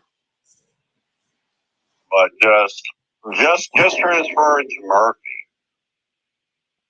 in itself, they decided at the last minute to postpone the attack 2 days to my daughter's birthday on the 27th. Right. And once they did that, that's how I wound up drafted in by the FBI or the governor's office of the state of North Carolina. So that provisional governor of North Carolina is what they put you as? Well, that's the easiest way to explain the title, because it's not a provisional governor as much as it is a provisional state. It's just the provisional state is still in a state of emergency. Which should mean you should be able to take office back if they would just stop fighting you, would it, huh?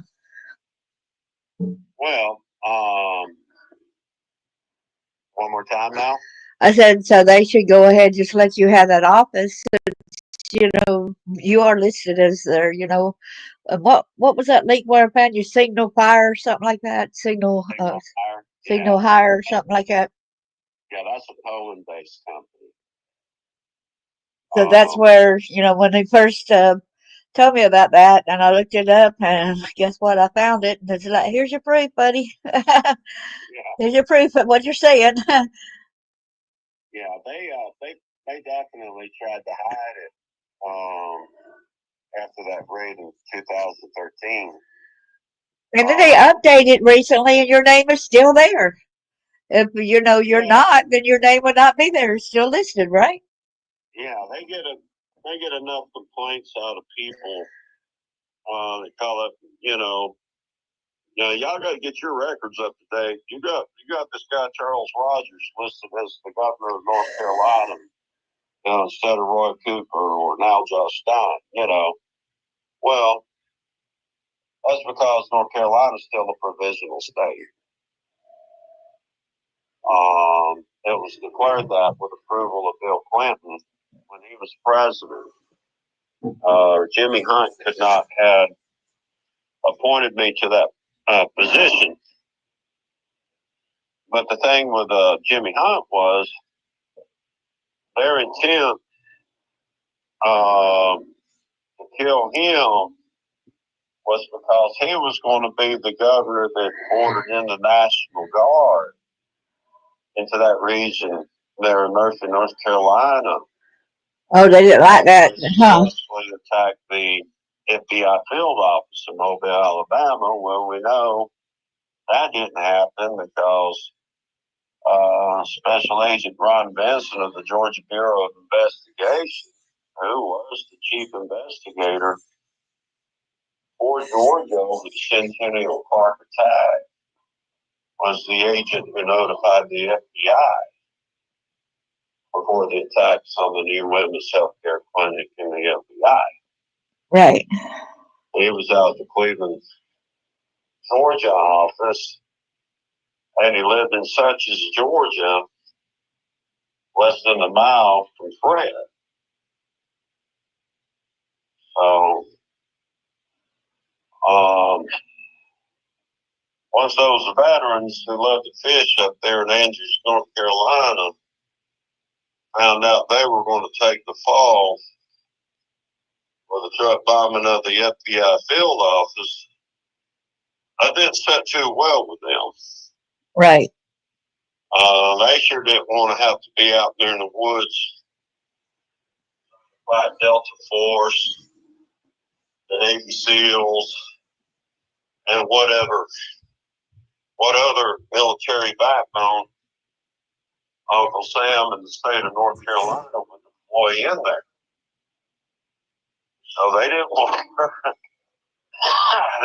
any part to do with that. And so they worked with me to get the word over there to Agent Benson to where he could get word to the FBI. And of course, it was up to me to negotiate to get that hydrogen bomb surrendered to the ATF on the night of the 28th, after the truck bomb and crew headed to Alabama.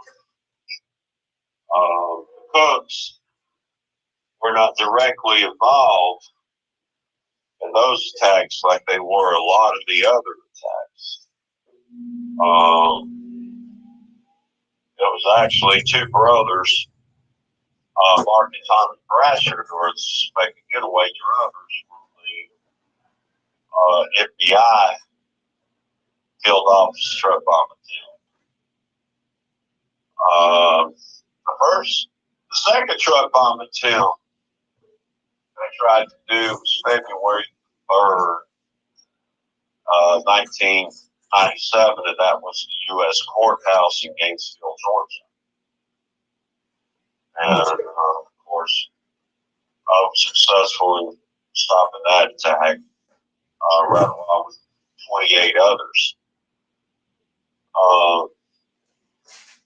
So it backfired on them, going down there and trying to kill me in lower Alabama and Panhandle, Florida, to the point that I would actually wind up with a meeting with the FBI on the 15th of July, 1996.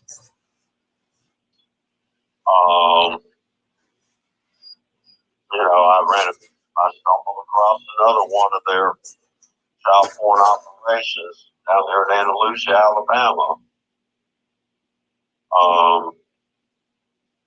After I told them where they could stick their $4.5 million of hush money in 1992 before I left Marietta, Georgia. How was I to know that I was moving, when I got married, that I was moving one county north on one of their operations? So it was a kind of strange, even myself, how I wound up in the position myself. So could imagine how to explain it to a number of people after the search for Eric Rudolph began up there in Murphy.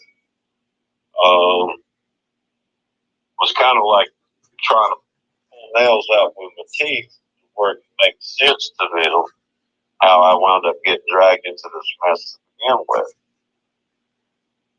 But they did not want. You didn't think it was a good, just to try and get it wrong. No, they forced you to start with the ice cream man at one time, and then later on the other thing, right? Well, I don't think the ice cream guy had anything to do with it down there in Naples, Florida. But I know for a fact that Jim Stubbs and that Bentley Jr. and his dad, George Bentley, Sr. there,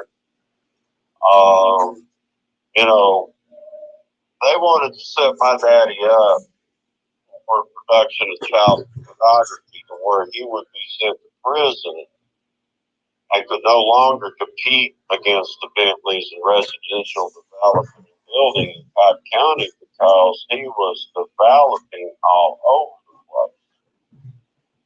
He was developing in southern Cherokee County, even out in East Paulding County. He was even developing some out there. Yeah, they wanted to full market on it, didn't they? Yeah, he was making, I think he was averaging profiting off $375,000 a year in his pocket at that time. Just developing and building. So, today's money, that's way over $1 million. He was turning each year, just developing enough that George Bentley would want him out of the way. And it's a shame because they still got about that amount of money, but that's what traffic, basically do. They get rich like that.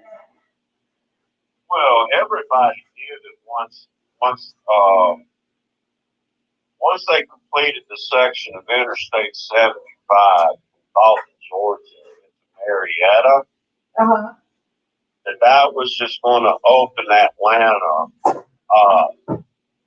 big time to a lot of growth. And they did that in 1978. I was scared when they were wanting to open that area to Georgia, Atlanta, whatever, all the way from Huntsville, Alabama. I did not want that at all. Yeah. I pretended to get that for her. I just glad it didn't come into fruition, you know what I'm saying? Well, the thing about the American North Carolina, they call it the gateway to the, Smoky Mountains. And, and a lot of investments also being made in North Carolina, around this time in the 1970s. Watching from, a double view, being from Cobb County, Georgia, but also being raised in Fannin County, Georgia. And then, of course, in the 1980s, even in Dutchess for a little while in the Lincoln County High there in Dahlonega. Yeah, that's one name I keep having trouble saying it, pronouncing it. Yeah. Uh, I got a different experience than most children growing up in Marietta, Georgia got, or even children growing up in the tri-state area of Tennessee, North Carolina, and Georgia got. Now, my second home growing up was Rice City, North Carolina. I mean, every summer we were in Rice City up there for the singing and smoke. It's where all the gospel groups and quartets would get together with the inspirations and have their thing. Well, that was my favorite gospel group. Yeah, that was some of my mother's family up there from Whittier, North Carolina. Uh, where my maternal grandmother's family's from. So that's how I have my ties into North Carolina, as far as family. Well, that's why my dad picked Blue Ridge, Georgia instead of Ducktown or Turtletown, Tennessee. Because my great grandfather, Charles Edgar Rogers, he's buried right there in Turtletown, Tennessee.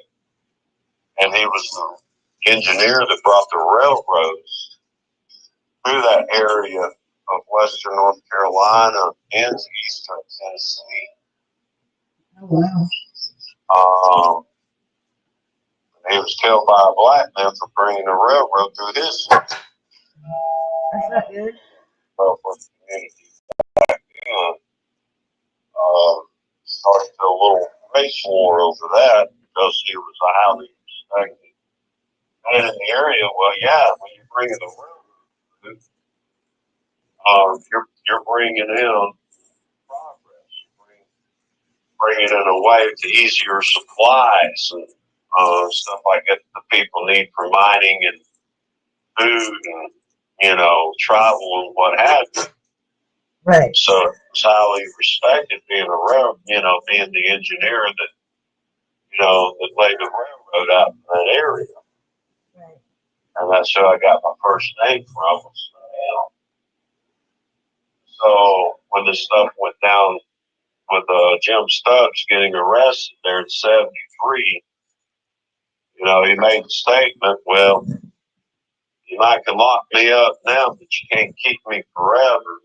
One of these days they're going to open that prison door. You might be able to stop me from getting to your other children. You'll never stop me from getting to Charles. Mm-hmm. Well, we've been over this for over 2 hours. So you want to leave it up and start a new find another time? Let's get to the Terry Nichols part. That's okay. Everybody understand why they didn't want any more Terry Nichols and Blair Adams. Okay. Because Terry Nichols, he did almost the same thing that Blair did. When it came to the fertilizer and the bombing of the African American Federal Building. They did was they approached Terry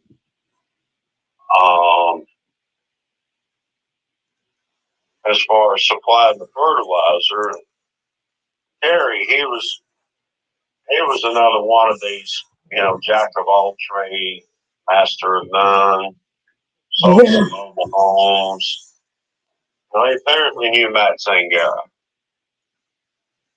So what they did with Terry, him and his brother both, which a lot of people back then and still today are not too keen on this federal government, especially corruption that we've been having to deal with on account of it. And now that we get to see the fraud that is being committed, at least the federal government itself can fully understand, the discredited feelings of the American people. Right. The mainstream media going to have a hard time demonizing us now when they about look just as guilty as John Ramsey and the rest of the bunch are. So, Terry, what they did was they sent him, I think it was right at $16,000. And his instructions were to buy a model Ryder pickup truck later than 1987. It didn't have the double, I think the clutch in the rear end, double clutch rear end or something like that. Was not capable of hauling fertilizer a very long distance, especially around 1,200 pounds of it. Mm. So they sent him the money. They figured out the price to be around $8,000-9,000 for a truck, maybe 10. That would give him the $1,200 for the fertilizer, and all the rest of the money he could spend on what he wanted, and have fun or whatever. They didn't care. Right. As long as he got the correct model truck, and he got that fertilizer and got it from Michigan to Missouri to where they could construct truck bombs.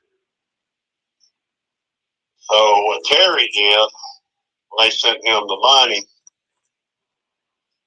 he goes out and he buys the 1985 model. The year they told him not to buy it. And so he goes out and picks one up for around $4,000. So he goes and he picks up the fertilizer, gets into the back of the truck, headed back to his brother's farm, and the rear end goes out. Mm. So they contact Murphy. And they tell Doug McRae, well, we got the fertilizer, but the rear end went out on the truck, so we're going to have to get another rear end put in it. So the first thing they want to know is, well, what year vehicle did you get? Send us over the paperwork. So, of course, Terry winds up having to fax them the paperwork of the truck that he had purchased. Right. And so when they get the paperwork, of course, he lied to them about how much he spent for it. So they go online, and they find a replacement rear end for around $1,200. And they figure, we'll send them around $650 in the pocket to put it in, They had already sent him enough money before. They didn't want to send him too much more than that. So what did Terry do? Well, he goes and he finds the same exact rear end that was in the truck. The double clutch rear end that they did not want, that was not capable. They broke down again, huh? So he turned around and he put the rear end into it. Came time for him to travel to Missouri. He gets about 8 miles inside the Ohio state line. So he's sitting on the side of the interstate. Of course, state police pulls up and finds out that, the rear end's going out from the truck. So they dispatch a, tow truck out there. Mm-hmm. So tow truck hooks up, pulls him back into Michigan. So about 10 miles from his brother's place, he told the truck driver to back the truck in this wooded area. Oh, no. So his truck driver, he's like, what the hell? There's $1,200 worth of fertilizer. Rear end out on the truck. taking it back to a farm. He's pulling it out in a wooded area. So he's even sitting there scratching his head, wondering what the world was up with that. So he went ahead and left it, and Terry with the truck. Of course, Terry somehow got it right back to his brother's farm. So they called him up and told him that the rear end had gone out. Well, Mike Cook and his brothers and bunch, they were on a fishing trip there in Kansas City. They didn't want to stop us either, did they? No, so Mike finds this out, says, heck with this crap. Jumps in his truck, drives all the way back to Murphy, goes over there to Murphy Building Supply, loads up one of their trucks, tells the others to go ahead and line up another truck, a rental truck, and he was on his way with the fertilizer. So he managed to get the fertilizer out there, Independence, where they wound up meeting. Oh, wow. I forgot exactly where it was. They said they assembled the truck bomb at, but it was during a fishing trip. Oh, wow. So they were able to still hit the target on time. They ran out of time. They were only able to put 5 charges on the inside of the building. They wanted to place 7, but Eric Rudolph even admitted that they ran out of time, was only able to place 5, by which only 3 detonated once the truck bomb detonated outside. Oh, boy. So they were dressed up in ATF and FBI attire.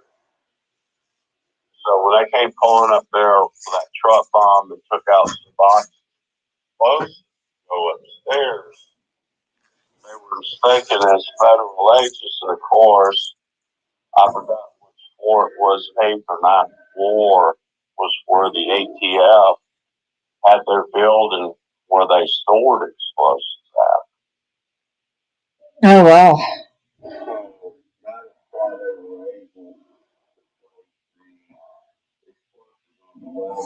They were able to set them on, and of course, you see what kind of damage was done to the exterior from the truck bomb. Yeah, a lot of people's having trouble hearing you. I just now saying that they were having trouble hearing. I hope that they got a lot of this information, though. Yeah, find out which part they didn't hear. But might have to go, we'll have to go back over it and listen to it and see if we can hear it. You know what I mean when we go back over it? Yeah, but I'll reiterate this: there was 5 charges placed on the interior of the the damage to that building was not done just by a truck.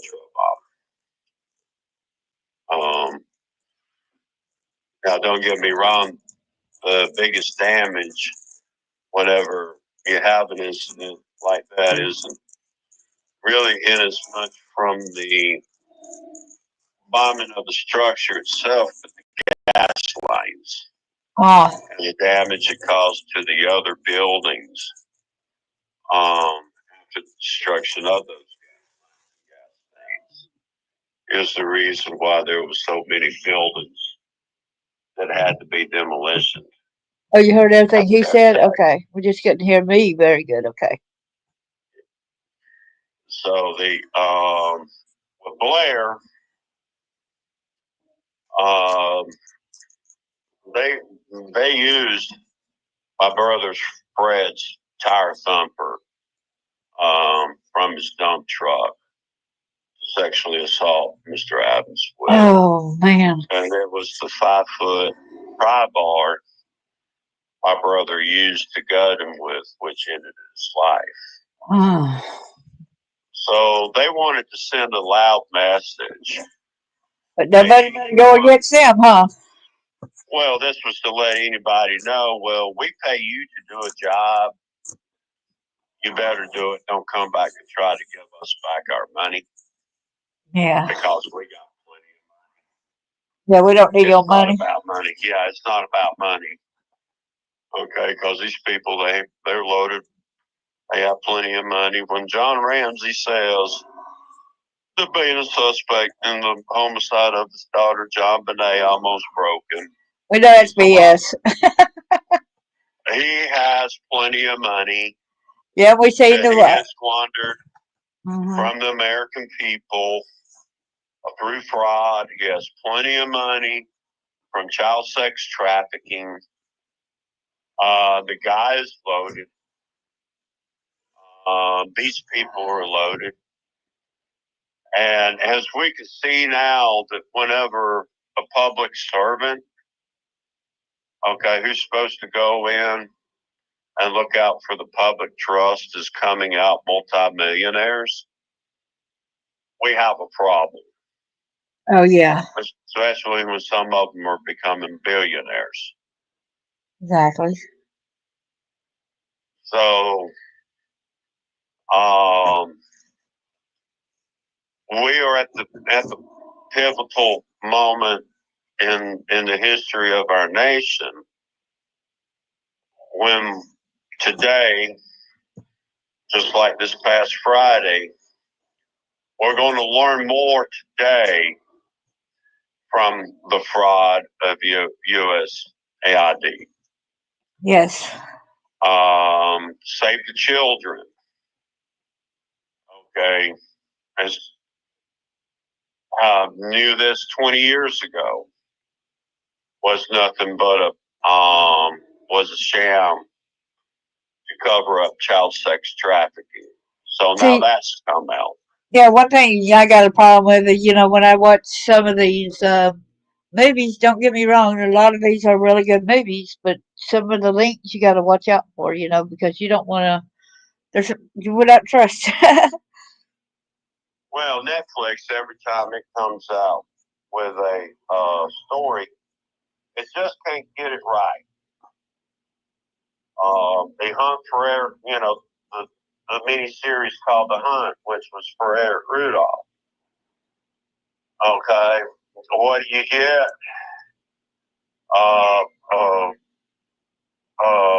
The idea of a radical extremist of the Christian identity movement. Someone is so extreme against pro-life. Well, I'm sorry, if you're pro-life, you're going to be against abortion.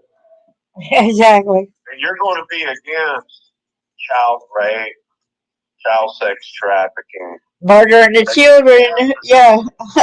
Murdering our children and everything else, right? Yeah, you're definitely going to be against child sexual abuse and murder. You're definitely going to be against that because you're not pro-life if you're into murdering children. Well, I'm sorry. Eric Robert Rudolph is nothing more than a deep state, child raping, murdering domestic terrorist. The only difference between him and John Bennett Ramsey is John Bennett Ramsey, was 10 times more brilliant when it came to technology and computer, creating computer hardware and software. Plus, he's got the pull with Governor, Mike McLaughlin and some of these other police officers and other corrupt politicians and the lawyers with the Bennett family and Bentley family, sorry. And yeah, that's why it's so hard to tell which ones want to stay in and which ones want out. Because they were all initially snookered in at one point. It's just like Craig Manier, when he stated that he wanted to join to exact a revenge for the murder of his distant relative, 12-year-old Jill Robinson. But once he got in there, he saw the doors of opportunity that it provided once he was in there, that it became too appealing for him, that he became just another one of the devils himself.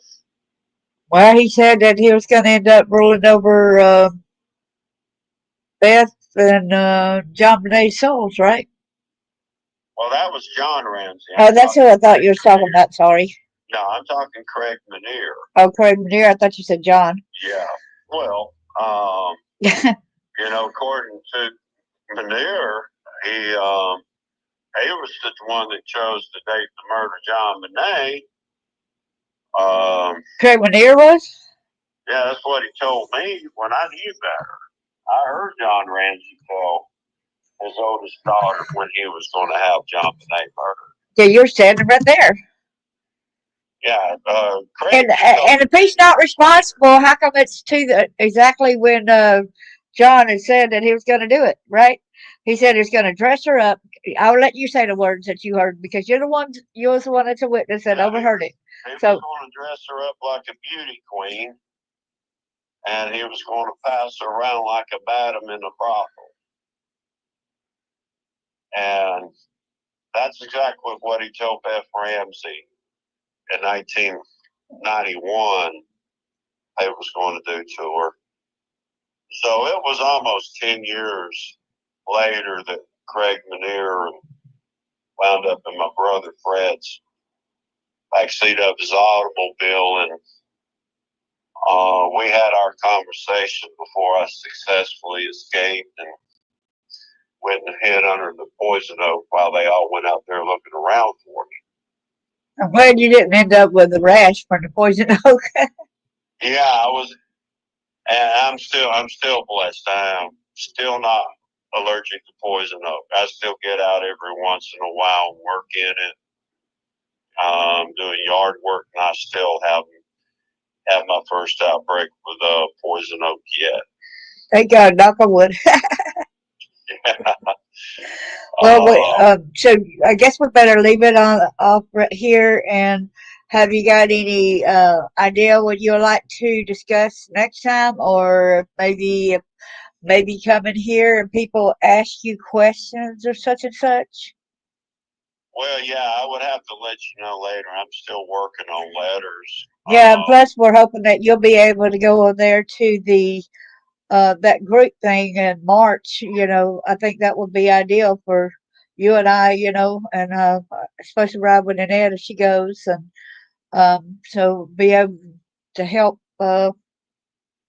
with that group and be able to meet and greet my fellow friends. Yeah, because the final stage of this operation, I'm supposed to have a child safety convention in the state of North Carolina. Now I've completed all the other crazy things that I told the cooks I would do to get that hydrogen bomb surrendered. Right. And they're all supposed to have the opportunity to go and turn themselves into either the American Legion or to the local VFWs and be transported to that convention and confess to their crimes. Now, whether they'll do that or not remains to be seen. I wouldn't tell everyone to be excited that they're all going to turn themselves in or not, because we know just what kind of cowards that we're dealing with. Yeah, they want to blame other people for their misdeeds. They want to stick it and say, they tried to get you that time and say that you hurt that woman. And it's kind of funny for them to blame you when you were so many 100 miles away from there. Well, coming back to Murphy, North Carolina on the 29th of December, if I remember correctly, and going in there to the Waffle King and trying to convince, Joey Davis and them trying to convince his dad and stepmother and co-workers and manager and all that. They saw me out there in Boulder, Colorado. Christmas Eve really made them look like the suspects that they really are when they return to Murphy, North Carolina. Can you do? Because I had to fill in for Joey the morning after Christmas. I made the $100 for my 2.5 hours of washing dishes.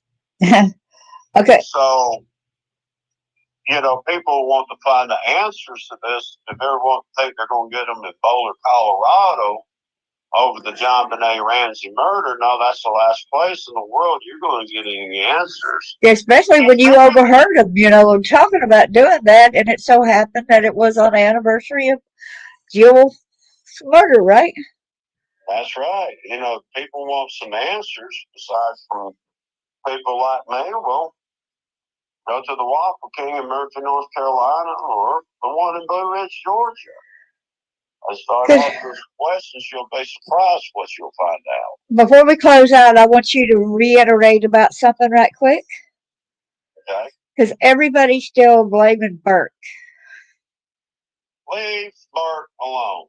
No. Burke had nothing to do with neither of his two sisters' homicides. And if he goes to say anything, they'll kill him. Well, yeah. I mean, you look at John Andrew. If you want to look at anyone inside the Ramsey family other than John Ramsey, look no further than John Andrew. Because wasn't that his suitcase that was down in the basement, so he had to be there? Yes, it was. And he was in Boulder that morning trying to get a flight back to Atlanta after pretending he wasn't in Boulder. The poop stuff, I believe, is John Andrew more than I am Burke. But even if it was Burke, I think it's from some of the negative experiences he's had with his brother, John Andrew. Right. John Andrew is the reason why both of his sisters were murdered. If it wasn't for John Andrew, Beth Ramsey would have raised her half sister, John Benet, and Burke. Right. John would have been sentenced to death in prison. Patsy would have been committed to a mental institute. And then Burke would have been in jail too. Burke, no. Burke, no, for what?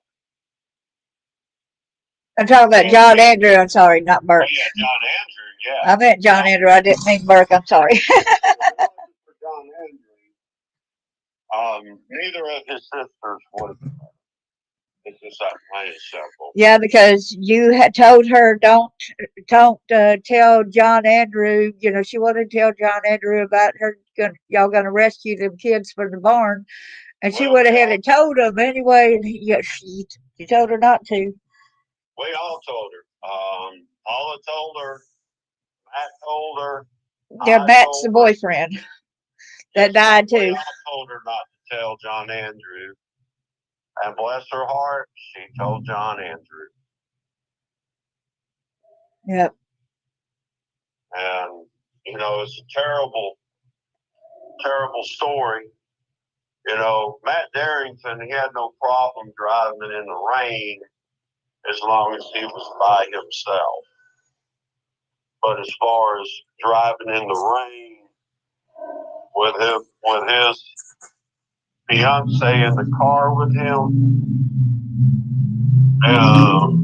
it was always pulling in the nearest convenience store, the nearest restaurant or motel.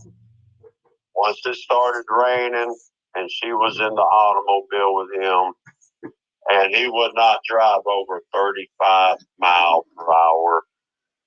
If it was an emergency situation, they would call an ambulance before he would even consider driving in the rain or rainy conditions or wet roads with his sweetheart That's how responsible a kind of gentleman that Matt Darrington was. He was a real man, unlike John Ramsey and John Andrew Ramsey, and never be, and will never be. Well, I appreciate you getting all this information out, and whichever you get it out of it, I really appreciate it. And you have touch base and frequent about the Lockheed Martin there, how Ramsey still retired with the Lockheed Martin, even though they said that he sold it and didn't have no more ties with it, but they said themselves, right there that yeah, but they died, and they let somebody else get their money, but they tried to come back after work. Did they not say that? Well, my suggestion for everybody right now is to pray for Burt Ramsey. Oh, yes. Also pray for Lynn Wood, because Lynn has turned around and started releasing his share of information. Yeah, because he used to be his lawyer, so and he's getting it out there, about more. Yeah, he can't talk too much, but he's talked enough about the other stuff, and Lynn. At this point, I think he is a very, very credible individual, and I think he's finally seen the way of the truth and the light, and has decided to turn his heart over to God, and that's what it's about. Amen. And so be praying for people like Glenn Wood and Burt Ramsey, and because these men right now really need our support, moral support, and they deserve to be patted on the back. Burt, bless his heart, look at what the poor guy has been through. Yeah, he's got all this settlement money back when Glenn Wood was his attorney. But what good's it with all that money if you're in a personal prison by your dad and your older brother? Oh, yeah. And I think that him and John Bennett were close. I believe so. I think, he got, getting a little reckless with the golf club, but the last thing in the world he would have done was hurt his little sister. So, yeah, I would like to see people let up or start focusing on John Andrew. When it comes to coop stuff, look at John Andrew. John Andrew talks like he's got a hair lip, but he doesn't have one. And dadgummit, I've not been able to give him one yet.